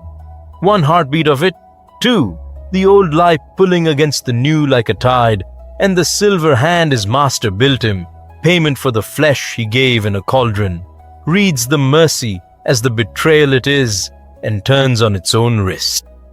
James lunges to save him. He's not fast enough. Nobody could have been, and the last marauder secret dies with the smallest marauder in the dark behind the greenhouses. 17 years after he stole a wand from a ruin, and James Potter sits with the body of his oldest, weakest friend and weeps for every version of all of them. At 2 a.m, Voldemort calls a ceasefire, and his voice goes through the castle walls into every skull at once. "Give me Longbottom," the voice says, and it ends. 1 hour. 1 boy. You have his measure now, so you already know what the hour is for, and it is not deciding. Neville stood decided on a tower 2 years ago with a dying man and a cracked stone. The hour is for goodbyes that cannot look like goodbyes. He finds Harry binding a wound in the Great Hall and tells him he is going to check the greenhouse fences, and Harry, filthy, exhausted, says to bring back some of that murderous vine for the west door, and Neville looks at him 1 second longer than the sentence needs and says, "You were the best thing the other timeline never got, you know," and is gone before Harry can work out what on earth that means. He walks out of the castle by the greenhouse door, and in the cold spring dark at the edge of the forest, Neville Longbottom takes out a cracked black stone and turns it 3 times in his hand. They come the way the old story says the stone's shades come, more than memory, less than flesh, and they come as he needed them and never once got them, all together, all his. Frank, Alice, and Augusta, 1 hour dead, hatless, younger somehow, with her son on one side of her, and if you have been holding on since the courtyard, this is where the channel gives you permission. "You do not have to be brave the whole way," says Alice. "Only the last step. We will do the rest." "Chin up, shoulders back," says Augusta, exactly as she has said it his whole life, and her voice breaks on the second word, and she says it again properly because Longbottoms finish their sentences. "You are more than the errand, son," says Frank. "Whatever happens in that clearing, you were always more than the errand." They walk with him through the trees, and the Death Eaters at the clearing's edge see the boy who lived come out of the dark alone, empty-handed, wand away, and even they are silent. Voldemort does not gloat. That is the strangest detail the survivors of that clearing will report. He looks at the boy who has cost him everything twice, coming to him willingly, and something in him is genuinely, coldly baffled one final time by behavior his entire theory of the world cannot generate. Then he raises the U wand, and the clearing turns green, and Neville Longbottom, 17 years and 9 months old, lets the curse come. What dies in that clearing is not Neville. What dies is the 7th fragment, the stowaway, the cold coiled thing the Sorting Hat felt, ripped out of its living vessel by its own maker's hand, exactly as a dying man in a tower once said it must be, and Neville is elsewhere, briefly, in a place that is not a place. It looks to him like Greenhouse 3, if Greenhouse 3 were made of light, warm and green gold, every pot in bloom. Albus Dumbledore is there, examining a flowering vine with his hands clasped behind his back, both hands whole, and he turns and smiles as if Neville is slightly early for tea, and explains, in the way of that place, without many words needing to be said. The fragment is gone. The blood in Voldemort's veins, her protection, carried inside the enemy himself, holds Neville's life like a hand cupped around a candle. There is a train he can take if he wants. No one would blame him. Or there is the door back, and one thing left to finish that only finishes one way. "He will never understand why you keep getting up," says Dumbledore. That is the power he knows not. It never was a spell, Neville. Neville chooses the door. Of course he chooses the door. He wakes face down in cold leaf mold with his heart slamming. keeps his eyes shut, keeps his breath shallow, and lets them believe. He is carried back to the castle as a trophy in the arms of a weeping chained Hagrid, and presented on the front steps to the survivors as the price of further resistance. The boy who lived, dead at last, kneel and be spared. And the fourth moment of the battle answers Voldemort from the doorway of the broken entrance hall, because one person walks out of the crowd exactly as one person once walked out of a crowd in the story you know. Except in this world, it is a boy with untidy black hair and his mother's green eyes, and history, which has been rhyming all night, completes its rhyme. Harry Potter looks at the body of his almost brother, and at the creature that has now orphaned or emptied every home this story ever showed you. And he says, loudly enough for both armies, "You still don't get it. You never got it. It was never him you had to beat. It's all of us. You'd have to kill every single one of us, and you can't." Voldemort's answer is to summon the old battered sorting hat from the wreck of the hall. Mockery incarnate.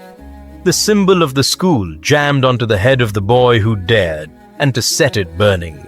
And out of the burning hat, because the Founder's blade comes to any true Gryffindor in mortal need, and there has never once been a Potter who was anything else, Harry Potter draws the sword of Gryffindor, turns on the great serpent coiled at its master's side, faster than the fastest seeker of his generation has ever moved for any snit, and takes Nagini's head off in a single silver arc.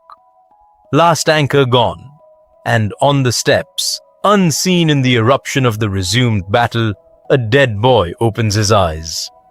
The fifth moment is the last of the war, and it happens in the entrance hall, in the wreckage, with both armies pouring back in around it. And it happens almost exactly as fast as I can say it. Voldemort. Mortal now, and not knowing it. Wand work like weather, driving toward Harry to erase the insult, and Neville rising off the stones behind him with the holy wand out, shouting his name so that the last duel is offered face to face, because Neville is his mother's son to the very end. Voldemort turning, seeing the dead boy standing, and for the first time in either timeline, in front of everyone, Lord Voldemort is afraid. He seizes his answer to twin cores, the tactic he prepared years ago after a golden thread humiliated him on a moor. He does not duel the brother wand. He pivots to kill the boy's shield first, the crowd, the flank, and his eye finds the nearest target stepping between him and Neville, and the nearest target, wand raised, red hair grey-streaked and flying, is Lily Potter. And a voice screams, "My lord, not her." Severus Snape's mask has been off since midnight. He fought the last hours of the battle openly for the Order, and his master has known for hours exactly what the whisper in the walls was, and there is a curse already forming for the traitor. But the scream does something stranger than any curse. It reaches back 20 years and closes a loop this universe left open, because a Snape is finally begging for Lily's life, out loud, in front of Voldemort, and Voldemort, in the crowning irony of two timelines, hears the plea of his most gifted servant and, for old efficiency's sake, in the middle of a battle, grants it. "Stand aside, woman," he says to Lily Potter, the words themselves, the exact shape of the oldest mistake he has, offered now for the second time in his life. "I want the boy behind you. Stand aside and live." She does not stand aside. You knew she would not stand aside. In every world that can possibly exist, whatever the year, whatever the boy, whichever child of this story is standing behind her, hers or Alice's, it does not matter. Lily Potter does not stand aside. The green light takes her in front of her husband, in front of her son, in front of Severus Snape, 17 years late and in the wrong house, and she falls. And the old magic, the deepest magic, the only force in this entire saga that has never once failed, settles over Neville Longbottom for the second time in his life like a sealed vow. And Lord Voldemort, who watched it happen, who has now watched it happen twice, turns the U wand on Neville and casts the killing curse, because he has never learned anything, because he is incapable of learning this, because you cannot teach a man that love is real when his entire existence is a monument built on the belief that it is not. The curse meets the vow. The vow wins. It won in 1981 and it wins in 1998, and it would win every time in 1,000 timelines. And the green light climbs back up its own path and takes its caster full in the chest, and there are no anchors left, no diary, no ring, no locket, no cup, no diadem, no serpent, no stowaway fragment sleeping in a boy.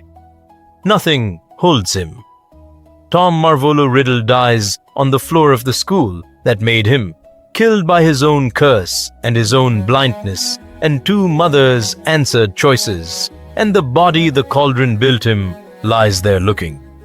The survivors all say the same thing: small. It is over at 12 minutes past 3 in the morning on the 2nd of May, 1998. The costs, because this channel does not skip the costs. Lily Potter, dead at 38, in the act that defines her in every world. Augusta Longbottom, dead in the courtyard with her enemy. Barty Crouch Jr., the fanatic of 2 wars, brought down at the gates in the last hour by a squad of auras led by Sirius Black, and this time there is no father left to smuggle him anywhere. Peter Pettigrew, dead of 1 heartbeat of goodness after 17 years of the other thing. Dumbledore, 2 years in his grave by his own miscalculation. Frank and Alice, 17 years in theirs. And Severus Snape, who survives the battle, which may be the hardest sentence of all of them, kneeling in the entrance hall beside the woman he could not save in any timeline, in front of the husband and son who now know exactly what his scream meant and exactly what his treason bought them. James Potter looks at him across a body for a long time.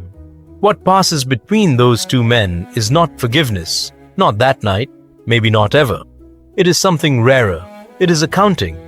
You warned us in November, James says finally, rusty-voiced.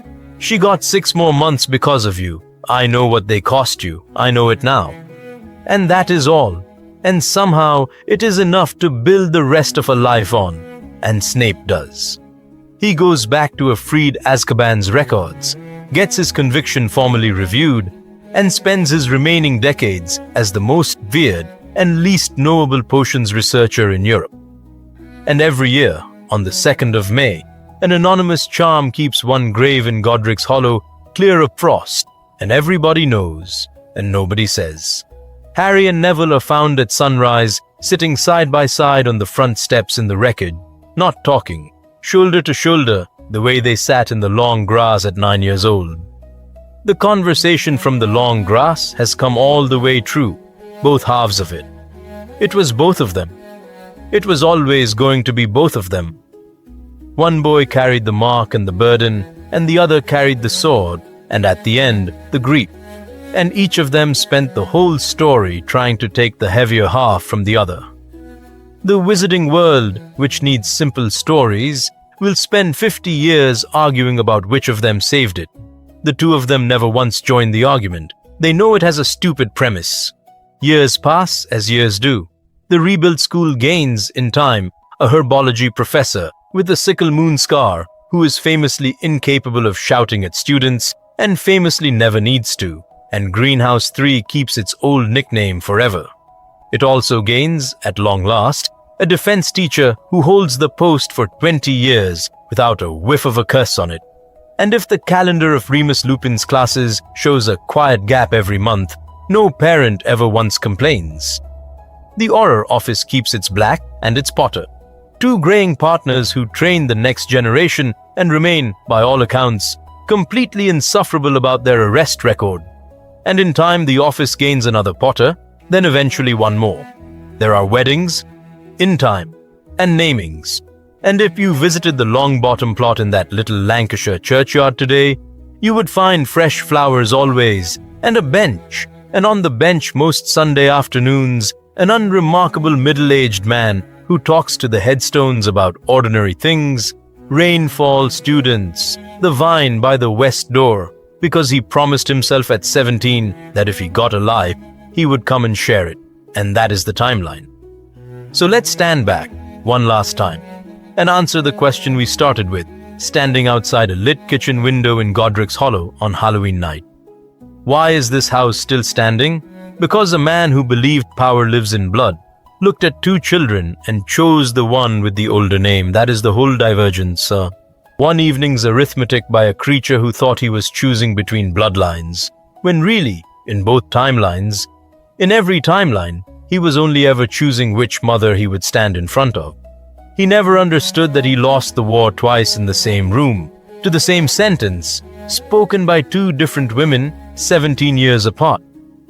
He spent his whole existence asking which child was the threat. It was never about the child he chose. It was about who chose to stand between. Thanks for spending 2 hours in this timeline with me, and if there is a corner of it you want expanded into its own video, Snape's 14 years, the Gringotts job, the Greenhouse Club, tell me below, because I genuinely could not fit it all. Until the next What If, look after each other.